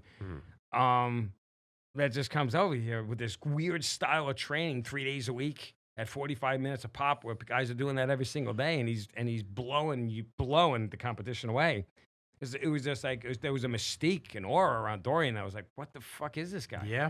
You know, where nowadays Dorian's mystique wouldn't be nearly as powerful because of you'd watch him straight. You know what I mean? Nobody knew what he was doing. He'd go over and dingle, and you know what? Kudos to Dorian, because how many of us, not me, I fall off the cliff to find out where my boundaries are. This guy knew. You don't think the Weeders were trying to get him here? He knew. Stay in your Birmingham, England, where it's raining. There's no palm trees, girls, business, distractions. He wanted to be the best in the world, and that's what worked for him, and he stayed there the whole time. You don't think he could have came here and then lived a more, colorful, glamorous lifestyle? He knew if he came over, he probably wouldn't have the same chance of being the best, of repeating. This worked for him. He was in bed at the same time. So, point being, how many men know their limitations before they even get to them? They don't. We have to find out. We find out the hard way. Which most guys in the States did. Whether it was Flex or one of the other guys, Flex Wheel, they were nuts. With the fame, the force, everyone knows who you are. Over there, so I just thought that era was really, really different, and it can never be duplicated because there is social media. Now, even if he is in England, it doesn't matter. There's still cameras, there's still Instagram. You can still watch what he's doing. Yeah. There was nothing to watch. He just came out with these pictures in black and white. What's that? Then he came to the Olympia, kicked your ass again, and then disappeared. That's why he was named the Shadow. So I don't think you can duplicate that because of technology now at this point. Yeah. Well, Rami, So gangster. Yeah, It's it was awesome. fucking That's bad. awesome. I grew up in that. When Yeah. you saw him, it was larger than life. You just watching this guy. It was like you're just trying to understand. There's nothing about it except that 15 minutes he got to sign the autograph and see him on stage. Like, oh, is that even? Did you want a muscle suit? Like, it was nuts. And then he disappeared. He flew him. He never seen him again until next year. Until the Bev Fran. I'll tell you something. You can ask Steve. There was nothing like the Atlantic States when Dorian was the guest poser, because you got that one shot to see this guy, and everyone would flock. I mean, it was standing room only. It was intense when he came out. It was so intense. I can't even, it was a point in time where, as a promoter, I mean, Steve, I tell you what, he'd love that to have that day back. Oh, I'm sure. Where Dorian was guest picked again because there was just no other way to see him. You had to go. Nobody posted video online on Instagram to see Dorian. You had to go to the Atlantics to see him guest pose. And by the time he guest posed the Atlantics, he was already nuts. He was already in shape. I mean, it was so cool. It was really cool time. And as a kid, that's when I was competing. So, I think everyone looks back to their days, their time when they were, as it was a better era. It's a better era because that was my time. Yeah. That was my time. Like the guys growing up right now, it's their time. I'm sure this is the best era for them. And then later on, they're going to say, oh, it was much better in the 2010 because it's always best when that was your time when you're competing. So you lived it. That's what we did. You lived it. Kids nowadays don't know music. Yeah. Oh, my God. Yeah. I tell you what, I sound more like my dad to my kid every day. I call my dad. I hear myself sound my son the same shit you used to tell me. I'm telling him, like, oh, that's what he meant. It's fantastic. Good shit, man. Hopefully we get Dorian in here. Yeah, hopefully when he comes back to the States. He'll come Yeah. back there. And he said when he comes to the States, he wants to come in and do it. And there's not a more interesting mind of just, even if it's post-bodybuilding lifestyle. I just want to hear about it. Oh, man. It's just, everything about him is interesting. Yeah. There's just meaning behind everything he does. Yeah, I talked to him on the phone. He set up a call with me and him, and he called me because he wanted to potentially have some stuff done. And I'll never forget the phone ringing and it just says Dorian Yates on it. I was like, that's kind of fucking cool. I said, and the dog starts barking in the car. He was a little puppy. I just got him home a week later. I was like, shut the fuck up. I was like, don't start barking now. It was the same thing when I was in Spain and I was like setting up. They're like, when am I going to meet him? This. I was walking on. It was kind of like a jetty out sort of deal, like toward a little lighthouse. And because I was talking to Dorian, I'd use the WhatsApp for the country thing. It's like, all right, I'll give you a number. So I get a call, and same thing it's saying Dorian. I'm like, this is fucking weird. Wild. Yeah, look at that. I'm like, hey, what's that's up? where you know somehow your ship arrived a little bit. Well, listen, that's like the same shit, and we'll kind of end on this. That's the kind of same shit with like me with the videos. There's so many people I've met. Like I can't talk about somebody that I'm supposed to do something with the next couple of weeks, which is not even in the fitness industry. It's just somebody is a very large name. It's very cool shit. somebody that I'm a fan of. It's like I've been a fan of this person for a long time, and now I might potentially do some work with this person. That's wild. Flex Lewis and Kai Green. I have pictures of me with them early in my Bev's days. They just were at the gym, and I was like, "Oh my god, I gotta get a picture." You know, and then years later, really they're like, cool. they're calling me, and they're like, "Yo, can you shoot my videos?" If you had ever Yeah. told me, because I remember, when I taught at Dowling College, I had a certification. I actually had Dorian come and teach.